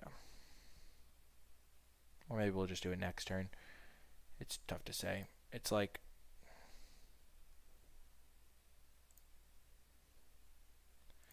Because I think he showed us Quench in game 1. Or maybe I've just played against so many Quenches today that I'm losing track. Ooh, that's a good draw. We'll attack with our Grudion. And then we will consume this thing once he trades. What? Code of Constraint. Okay. Not great. I could have watchdogged it, I guess. I'm going to go for it. Yeah. Didn't have it. Feels bad, man. I should have watchdogged. Should have watchdogged, indeed.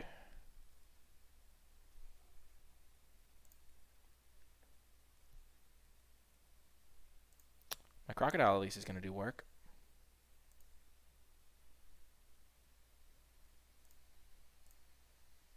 I knew the Crocodile would do work.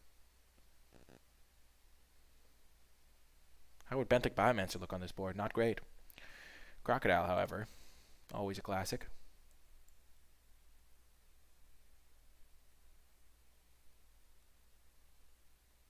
Shoot! Oh, I forgot about that card. And that my opponent had it. Ugh. Never mind. Crocodile's a bust. Not even good. Oh, that's so brutal. We did not play this game very well. We played it quite poorly, in fact. Should have saved my Grudion and all that jazz.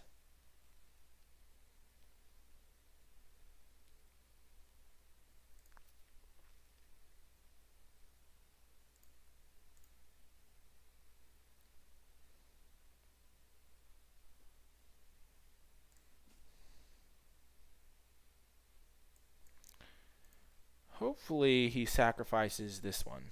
That way my Sentinel's Mark can actually do good work.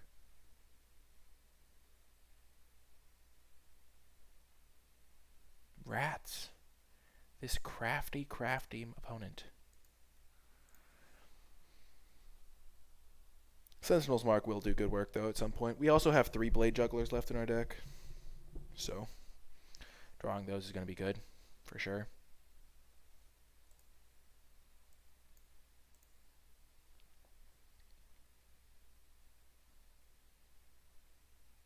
Maybe this guy didn't even show me a Quench, and I just completely failed for no reason.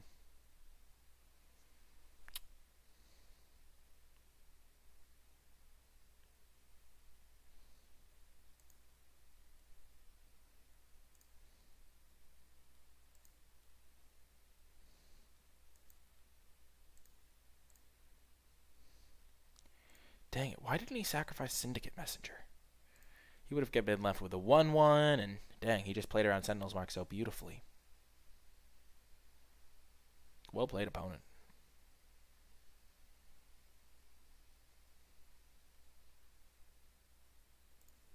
Interesting choice of card to bounce, to say the least. Very interesting choice of card. I'm so glad we killed that high alert.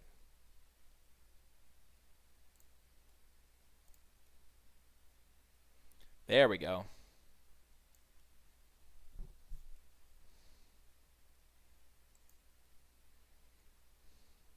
That card worth the mark is going to be good.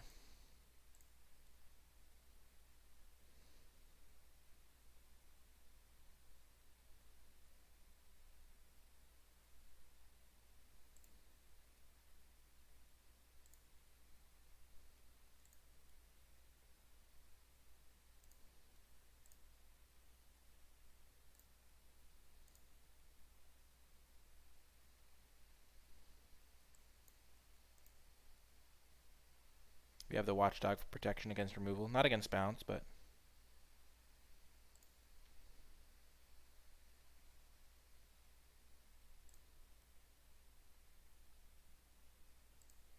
it's still going to be a potent attacker.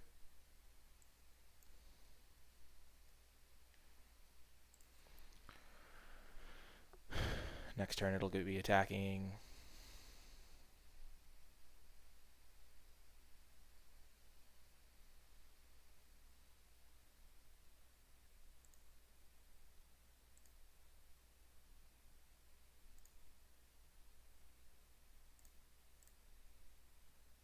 And it has Vigilance, too. So it can't even be got by Summary Dismissal. Dang it, opponent! You monster! You beast. Oh, fuck. Oh, sorry. I did not mean to curse. I'm so sorry. All the children watching this video. Oh, man. I hate it when I misclick like that. I just attacked all and lost the game for no reason. Sorry. I'm so sorry to all the children. My opponent's at such a low life total.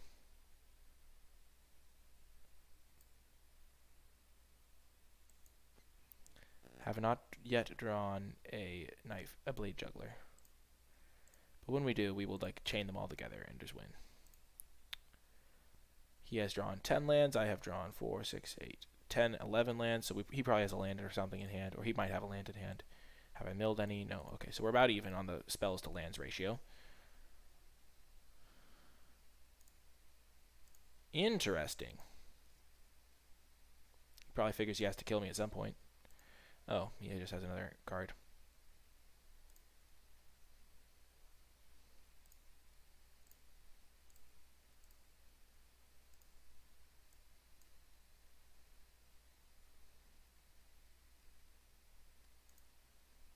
Get rid of that one.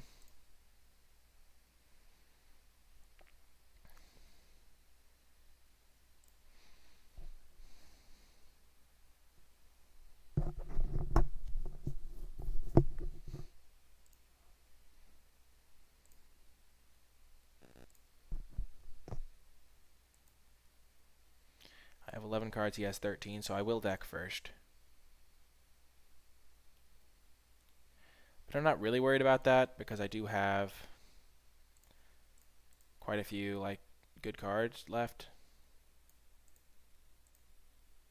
Like my Blade Jugglers.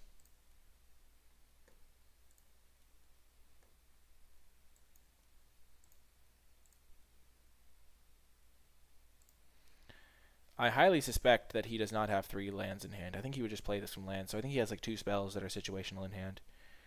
Oh, dear God.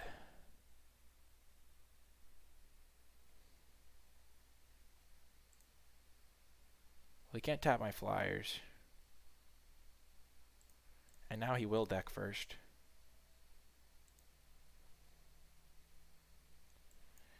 Keep in mind, we have drawn like 6 lands in a row. At this point, we'll just trade these off.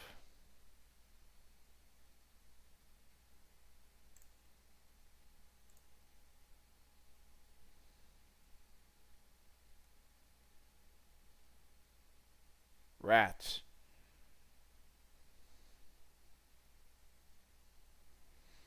You can't tap my flyers, though.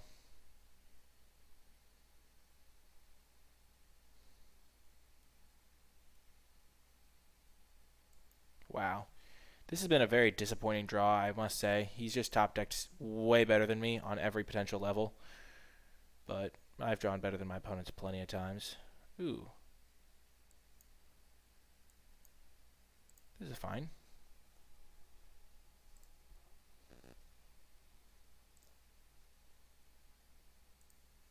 It does cost 5 mana to activate, so if he had lands, he'd be playing them. It means he has non-lands. Oh, of course. The Azorius Skyguard. Because my opponents always have those. Jeez, no blocks.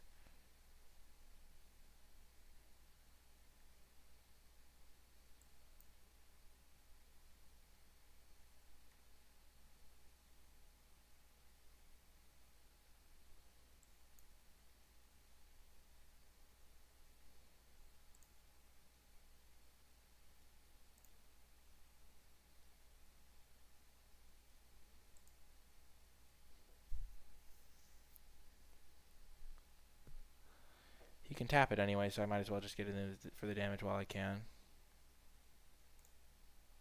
Or, like, trade off with a creature. I'm going to deck myself here. I'm going to go, like, Blade Juggler into Blade Juggler. Dang. I was up because he was at 6 life, but now he's got this game, like, locked up.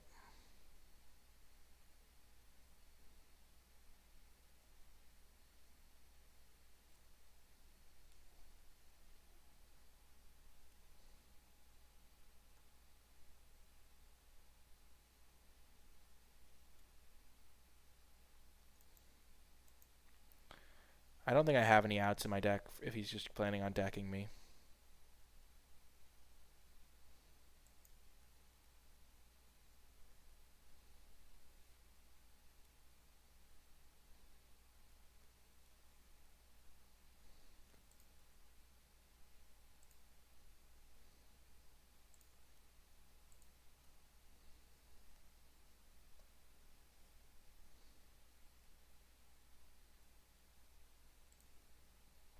So he has 2 Fairy Duelists.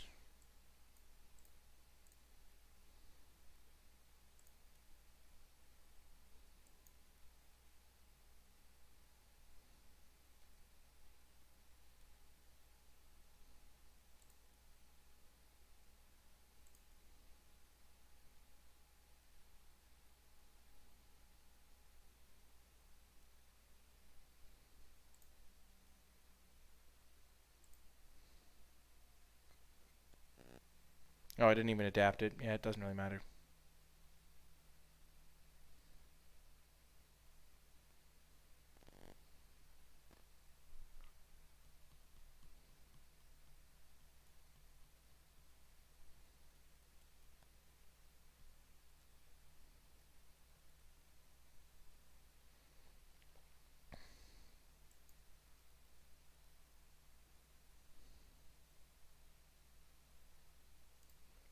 Yeah.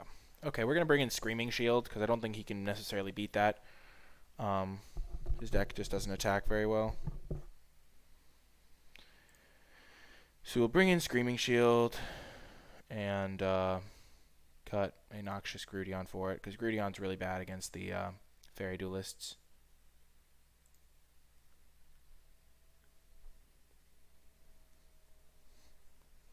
Okay, we know a lot of the cards in his deck, and he knows like every single card in our deck. Jeez. Oh man, this is a sketchy hand. It has all the cards we want too. It has our Screaming Shield, the Sagro Savant to help us find more stuff. We have to mulligan though. This hand's better. Even though like the other hand was like had a lot of good stuff, this hand just actually can cast stuff. Definitely bottoming that. We hope to find something before turn 5. Not the greatest play because of his Fairy Duelist, but it'll do.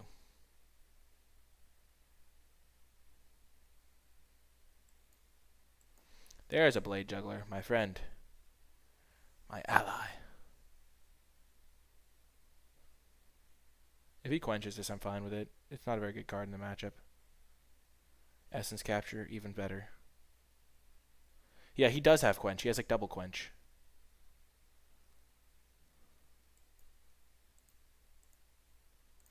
Okay, now we do need to hit a land. I'm not regretting scrying land at the bottom, but I hope to draw a land here.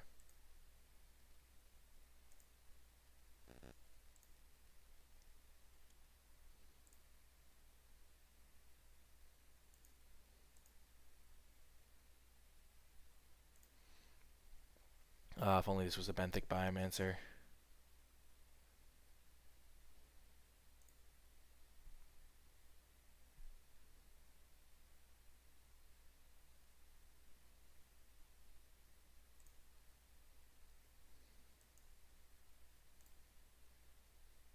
Get out of my house, Concordia Pegasus.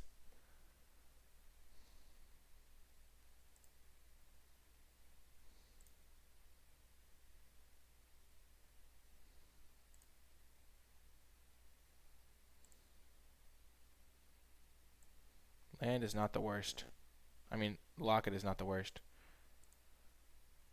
Ugh. We might have to consume just to kill a Humongulus. But I respect our Crocodile. He has good chances. He has good odds.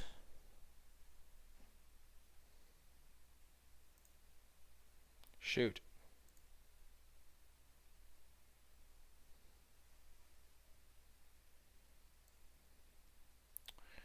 Well, we're going to play this guy, I guess.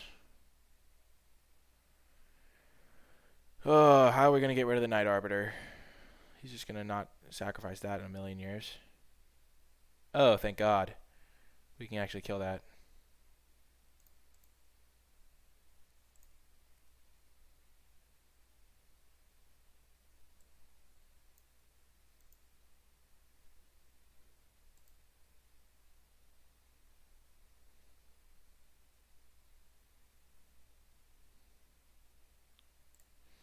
No attacks. We'll attack next turn so we can get our Blade Juggler online.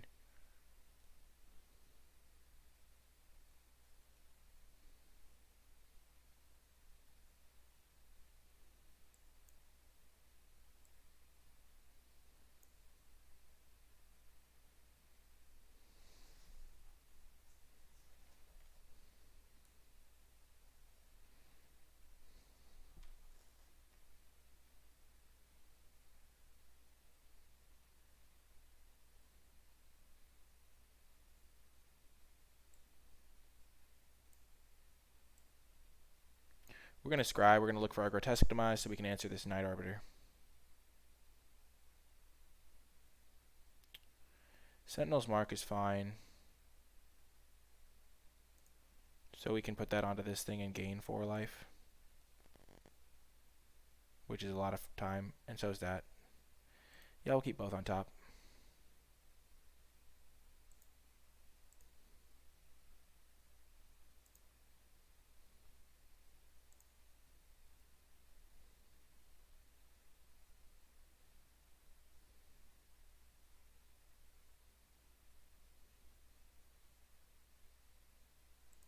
Oh man, we have to kill that, I guess.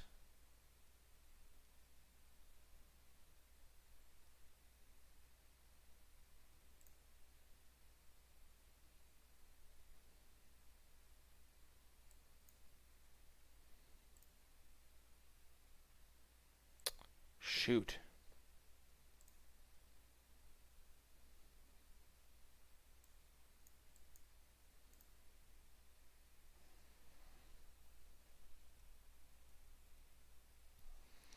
Yeah, he gets to draw a card, but we have to kill this. It's like his high alert. Now he has high alert. Is a really great draw. Now we have to bottom this because we can't just kill the Law Mage's Binding.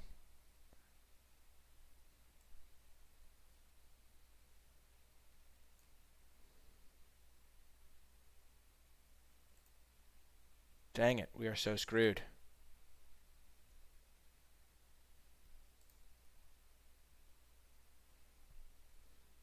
As soon as he draws high alert, we just lose to this stupid Night Arbiter.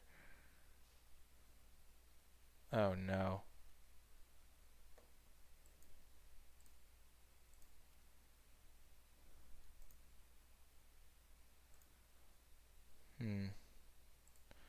No attack.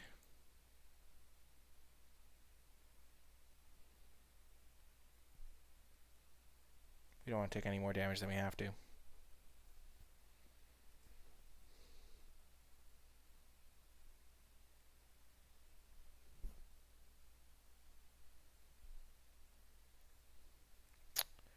That has some merit.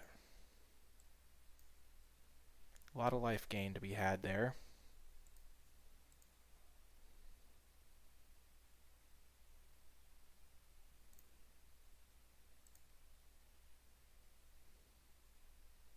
We gain 7 life.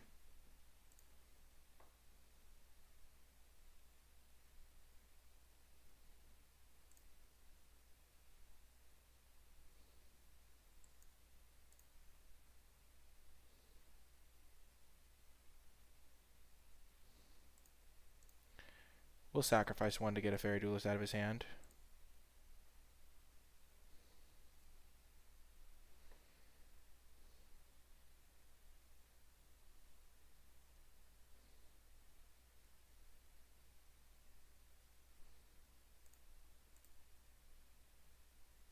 Let's draw, see what we find.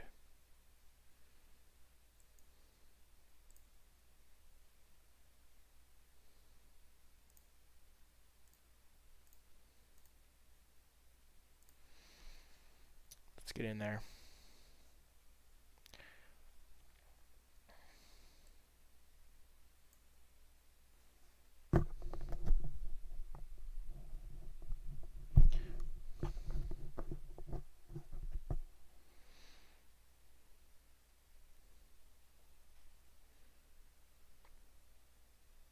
I'm so terrified of a high alert top deck right now.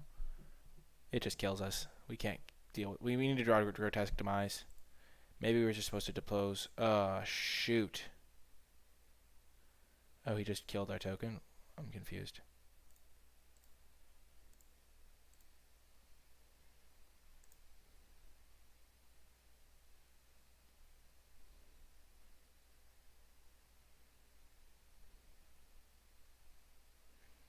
Blade Juggler's good.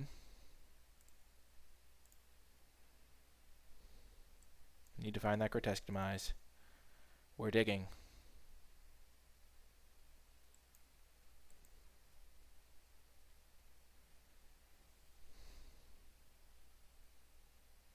He's also flooding very badly, but we've drawn a lot more cards than him.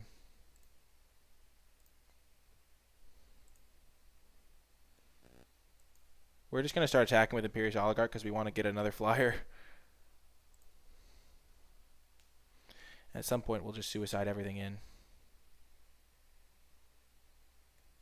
Oh, thank goodness it's on the bottom. If it was on the top, I would know it was like high alert.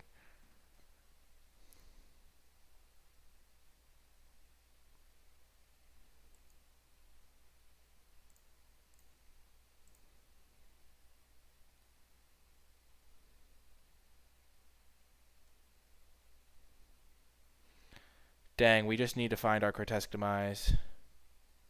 Or our 6-mana kill spell. Shoot.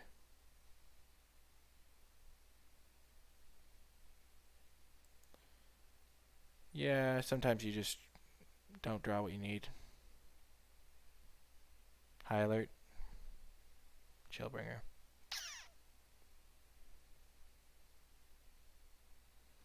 We suicided our 2-1 in, but I don't know why he didn't attack there.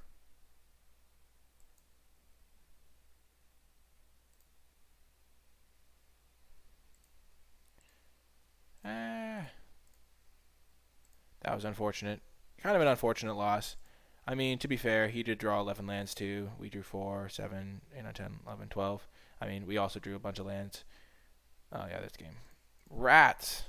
Oh, man, we had to take the L. His deck just had more good cards in it, I think, but we could have totally beat him. In Game 2 especially, we just drew 5 lands in a row at a very inopportune time. But anyway, hopefully you still learned something, and I hope you stay with me for the potentially final round. Hello, and welcome to round 5 with our Esper deck. Ooh, this is a fine opening hand. We have blue mana and 3 blue spells, so I don't see why we shouldn't keep it. Being represented by Karn. Karn is a avatar of champions, as is well known in the Magic community.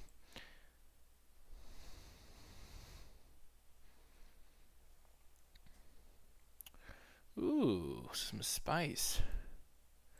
Gonna start with the Sage Ro Savante. Ooh, we don't really want the Resolute Watchdog, but the Grasping Throw is quite nice.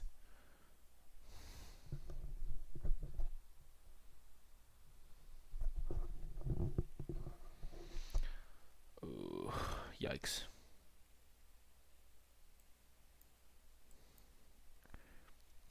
We shall use our Grudion to trade with Robopelt Runner.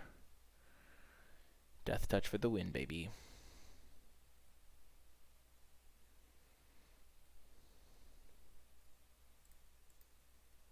Hopefully not +1/+0 and first strike. Yay! It worked. The plan worked. The plan worked.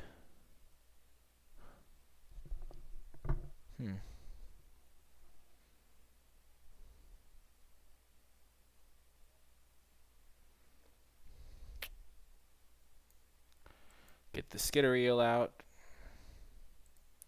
Sage Savant not looking the best here. Maybe we'll side it out.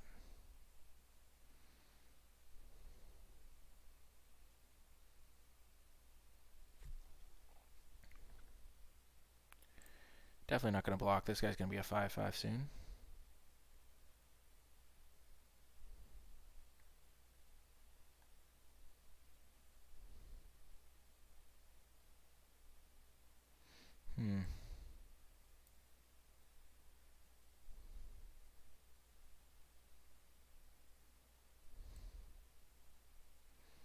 So we're just going to play this tap land, and we're going to be planning on adapting, so not playing anything else.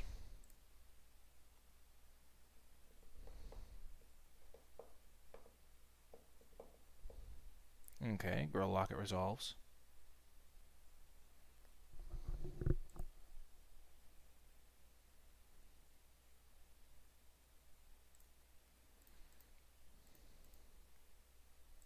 I can see this going decently for me.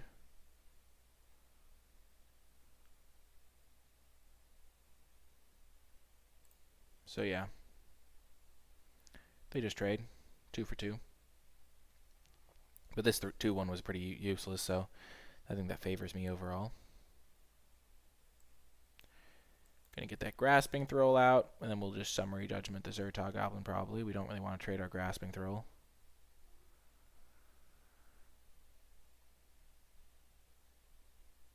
And we can Biomancer away our extra land.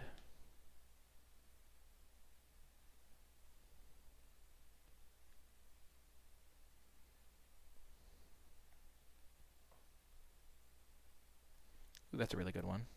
Oh, I messed that up. Oops. Well, I said I was not going to Biomancer away my extra land, but I guess we'll draw more lands in the future.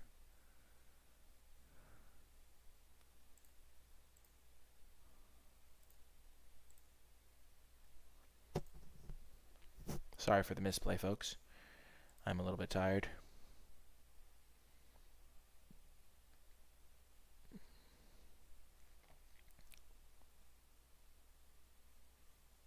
Sure.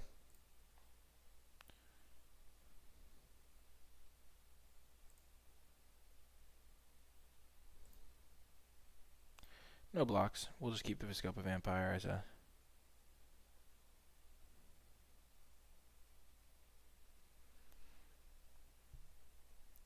That's 7, 10.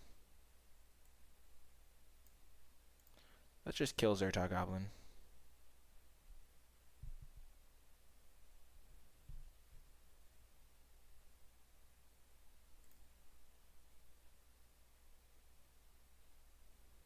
Oh, that was such a good draw. Weird use of Collision Colossus there, when he could have just killed my Grasping Throw. Very interesting. Maybe he had another combat trick or something. Ooh, Gatebreaker Ram. Yikes.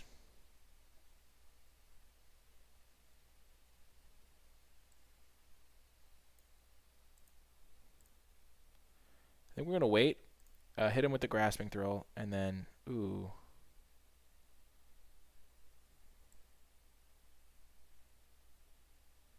This is a lot of life gain.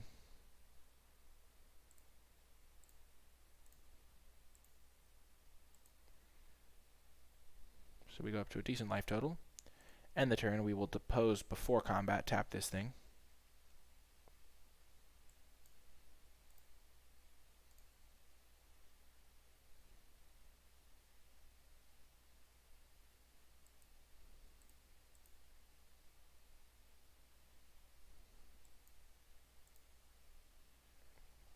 A little bit of spectacle action.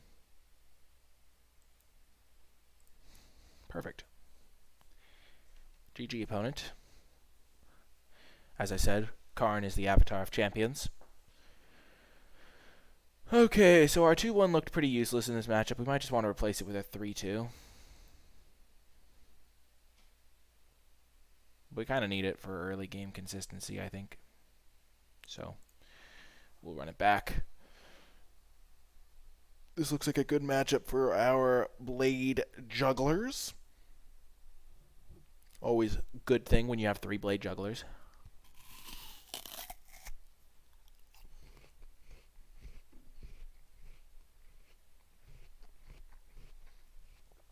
This is a good hand.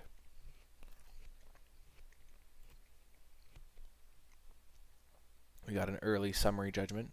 If he has like Zerta shenanigans. Ooh, and an early Grotesque Demise for maybe a Gore Clan Wrecker. It's important. One of the biggest things I hope to teach folks is to like kind of plan out where you want your removal to go. I think it's really a helpful thing to do.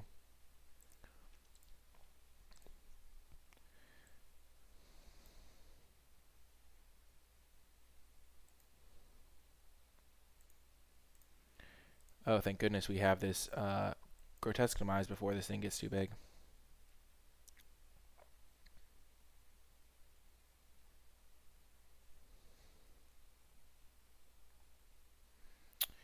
Ouch.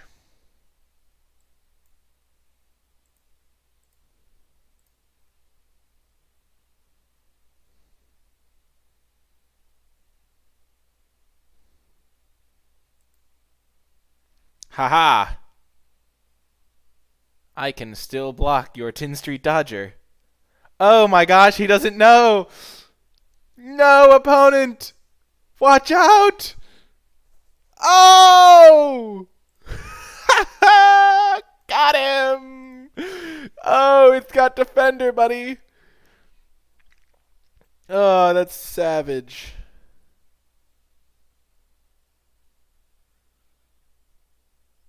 Do I care?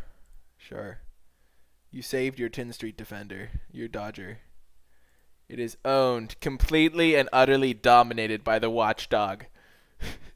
Get on my level. Oh, that was glorious. It would have been way better if he didn't have Stony Strength, but it's definitely not worth summary judgmenting a 2-2 that just gets destroyed by my Watchdog. The dog is watching, Tin Street Dodger. The dog is watching. Oh.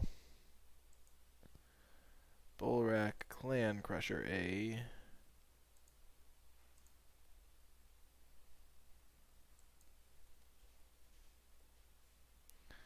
That was hilarious.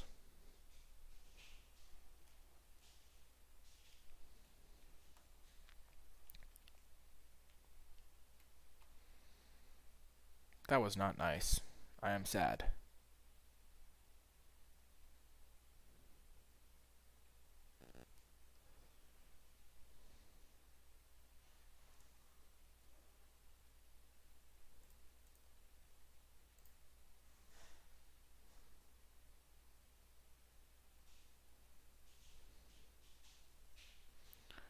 Okay, that's a lot of damage. But we can just summary judgment this now.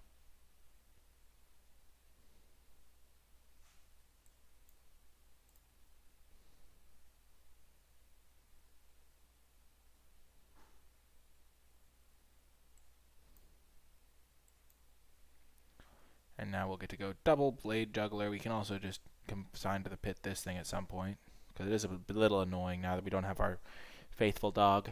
I miss him already.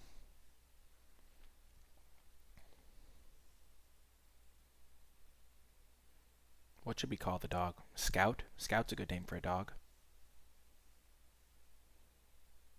For some reason I like calling things Champ, but Champ isn't a good name for a dog.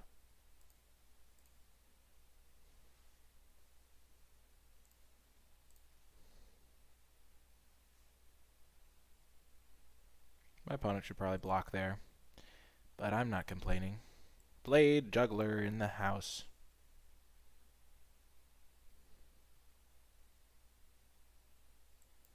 I think we're just going to get the Viscopa Vampire down here so we can start gaining back some of this life so this thing doesn't get us too low, because that could be dangerous. It could be dangerous. Oh, gosh. Darn it, you beast, opponent. You complete and utter beast. Max punished. Maximal punishment here.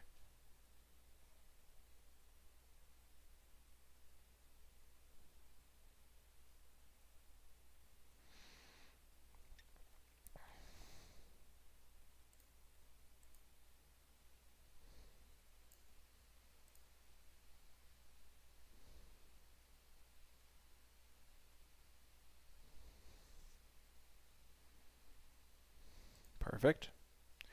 We will scry and then we will draw.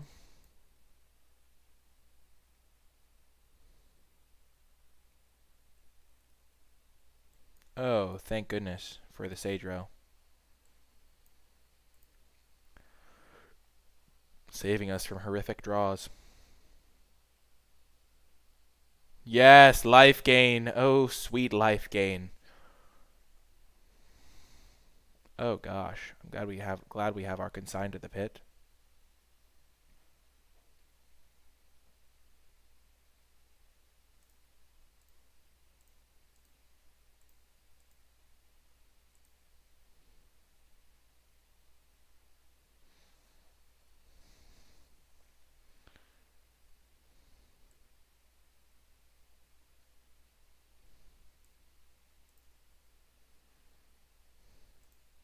Gaining 8 life is nothing to scoff at. If we had another land, we could immediately exile it with Carry On Imp.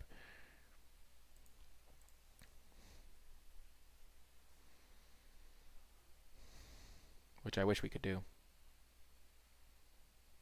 But gaining 8 life is too much to resist.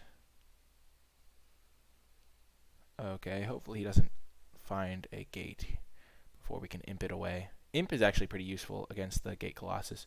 Maybe that makes it a little bit better on Magic Arena. Oh, my favorite walking pine cone.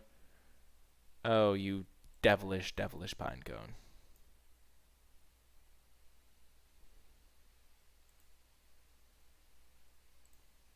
We will gain some life.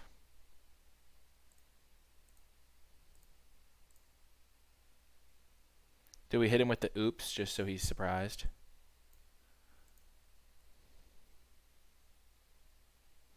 Sentinel's Mark is so good. Definitely a card that always wrecks my opponent.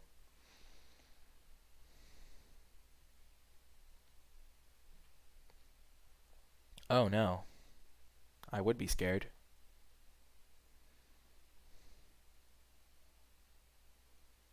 This is actually super good, doing 2 extra damage to him.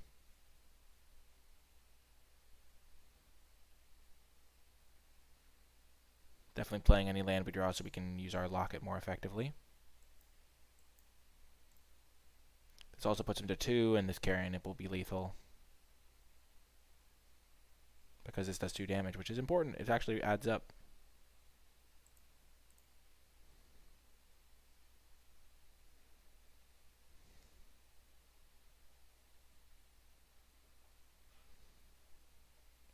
This guy's annoying when he has a counter on him, not gonna lie.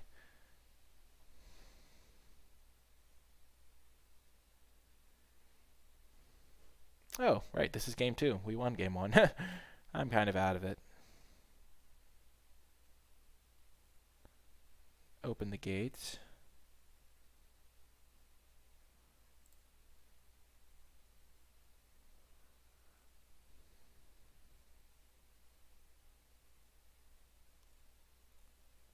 Yes! We are 1 win away from ultimate glory. I hope you'll stay with me for the final round. Hello, hello, hello, and welcome to the final round. We are currently 4-1, shooting for that 5 wins, but our deck kind of overperformed anyway. And this is an excellent hand. Oh my gosh.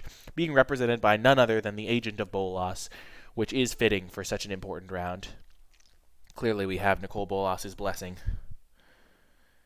A white deck should be a good matchup. Ooh, perfect. We needed that 3rd land. And we will start with the Oligarch. We have all that we need pretty much right now, so we don't really need to scry as much. And we just want to make sure this thing hits him. Rats. Definitely he's going to block now. What? Yes! Why wouldn't you block? They're going to trade eventually. I mean, they have Vigilance. Oh, that's so good for us. Poor opponent. He did not see it coming, clearly. A grindy Orzhov mirror awaits us.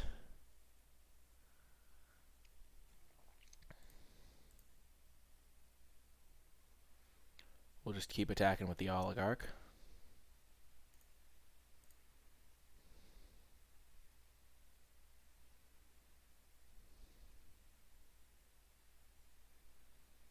I think we'll play our Skitter Eel. Though he does have up Grotesque Demise, so maybe we just want to play our Sagro Savant. We could go Locket plus Sagro Savant. That's probably a little bit better, given that he has Demise up.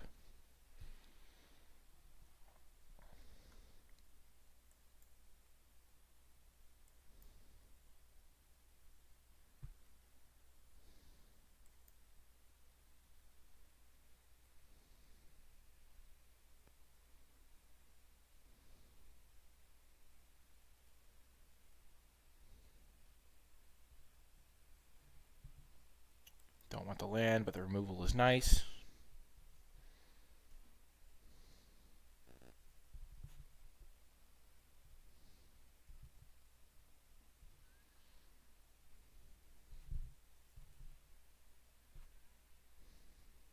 So he does nothing. Oh, that's why he did it. Okay. Reasonable.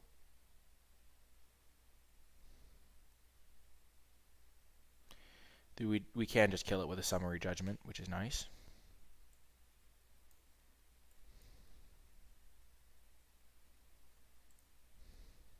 Or we could double block it. Double blocking is probably better.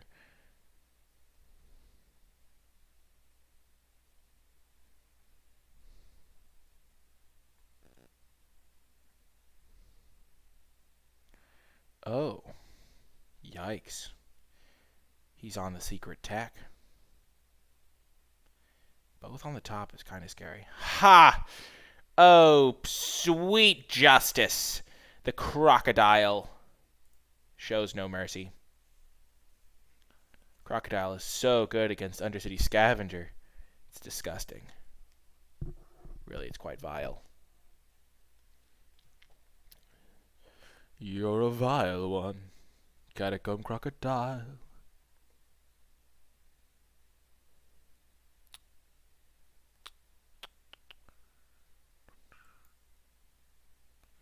We'll just play it. No harm.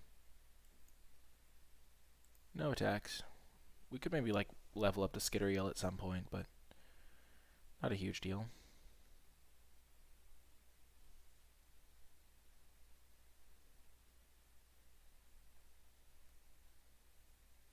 Oh gosh. That card's actually really good against me particularly.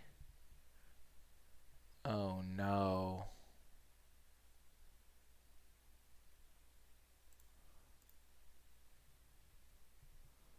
Wow, this is going to be a rough matchup, I must say.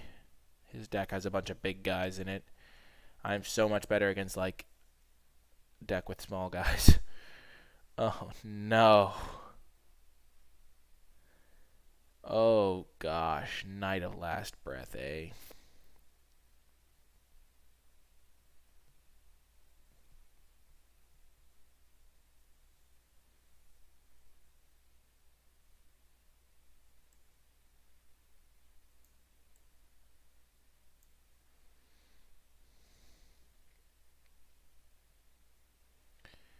Yikes.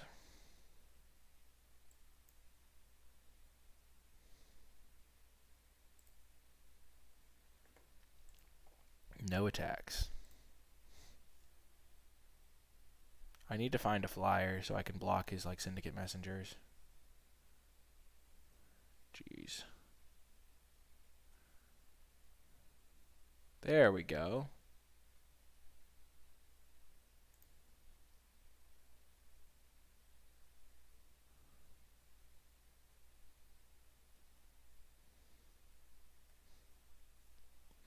There's multiple flyers. Perfect. We'll start with our better one. He probably has removal, but if he doesn't, it's much better to play this one. Dang, of course. Of course. Dear. Oh dear. We might just be able to alpha strike him at some point. Like tap down this thing, attack him with everything.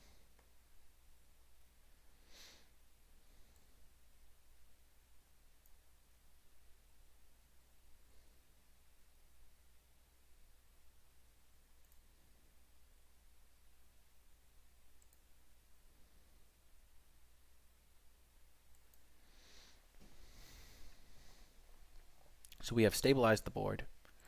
No attacks. We have 3, 4, 5, 6, 7, 8, 9, 10, 11 creatures, and he has 3, 4, 5, 6.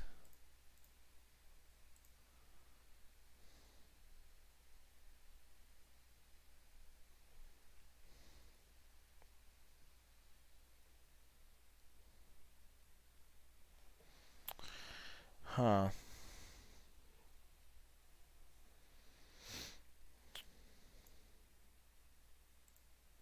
He'll just sacrifice it, get that extra token out of the deal. Oh, he didn't. Interesting. Maybe he doesn't know that he can do that.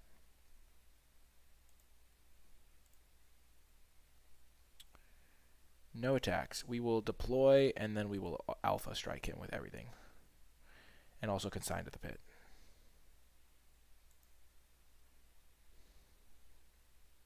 Oh, that's really good. It means he won't be able to sacrifice something, presumably.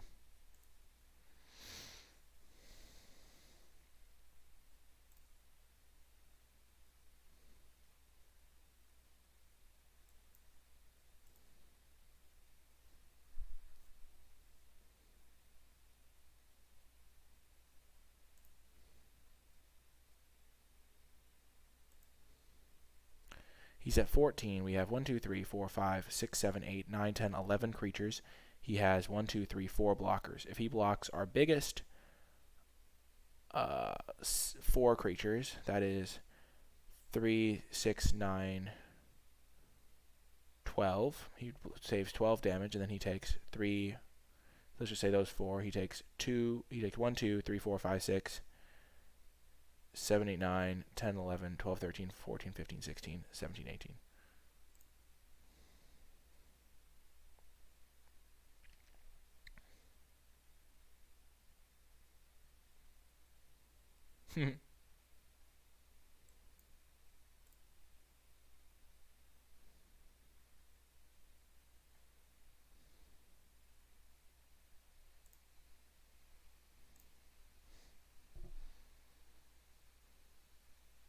Block away, buddy.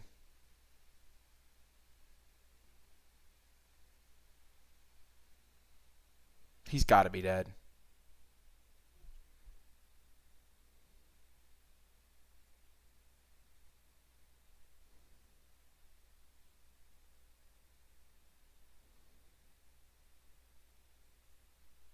He's way dead. Oh my gosh.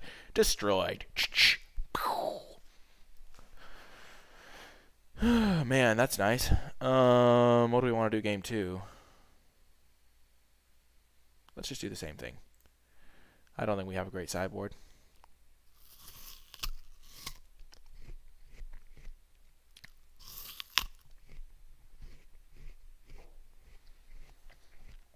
We're going to want to save our Grotesque Demise.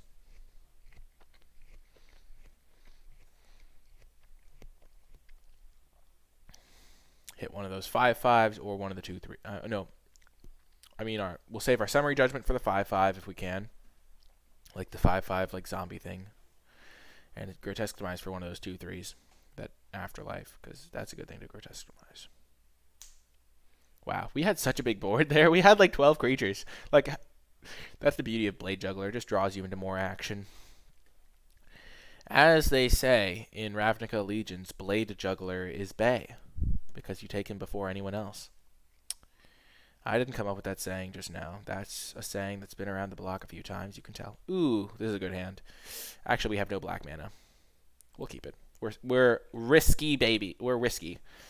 But it definitely has a lot of our key cards. Blade Juggler, Grotesque Demise. That'll help. Biomancer. Gives us an extra draw. And if we do hit black mana, we can play Blade Juggler on turn 3. Let's just go for this now. Heck yes.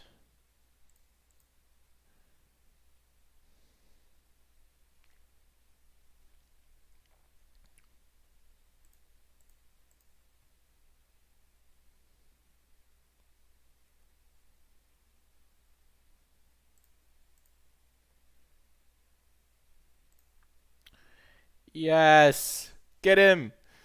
Oh, yes. Blade Juggler on turn 3. Oh, this is the glorious. We even have perfect mana for it. One of each basic. Crocodile has performed well, not going to lie. It really shut down those 5/5s last game. Wow, that card looks really good right now. Not.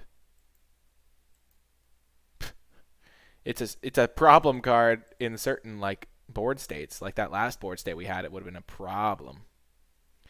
Yeah, actually, he was hitting me with a bunch of flyers, so maybe it wouldn't have been, but... Okay, we will have to deal with that somehow. Let's just attack, use our Sentinel's Mark.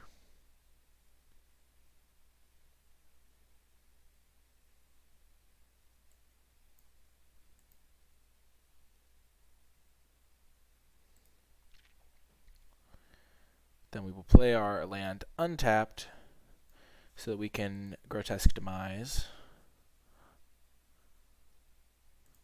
Yep.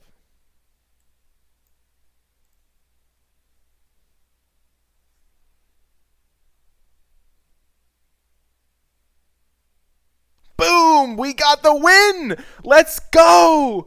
Oh, the perfect beatdown draw.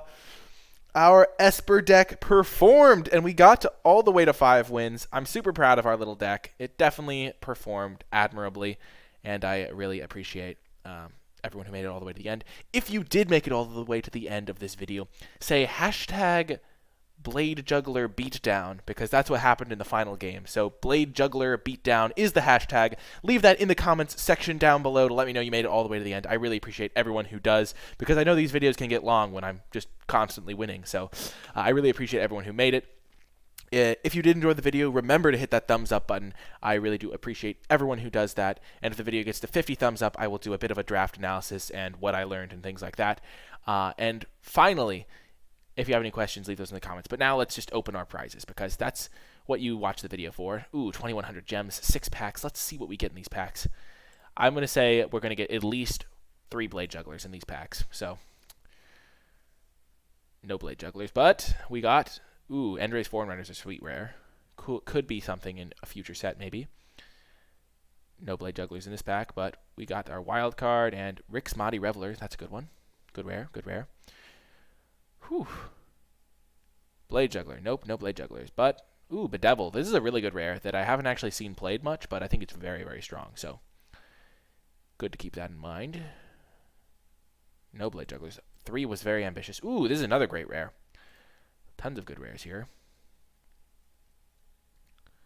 Wow, we didn't get a single Blade Juggler in these packs. Ooh, a good mythic. Jeez. We have lots of good cards. And finally, Blade Juggler. Nope, but Smothering Tithe. Anyway, I really hope you all enjoyed the draft. And thank you so much for watching, and I will see you in my next video.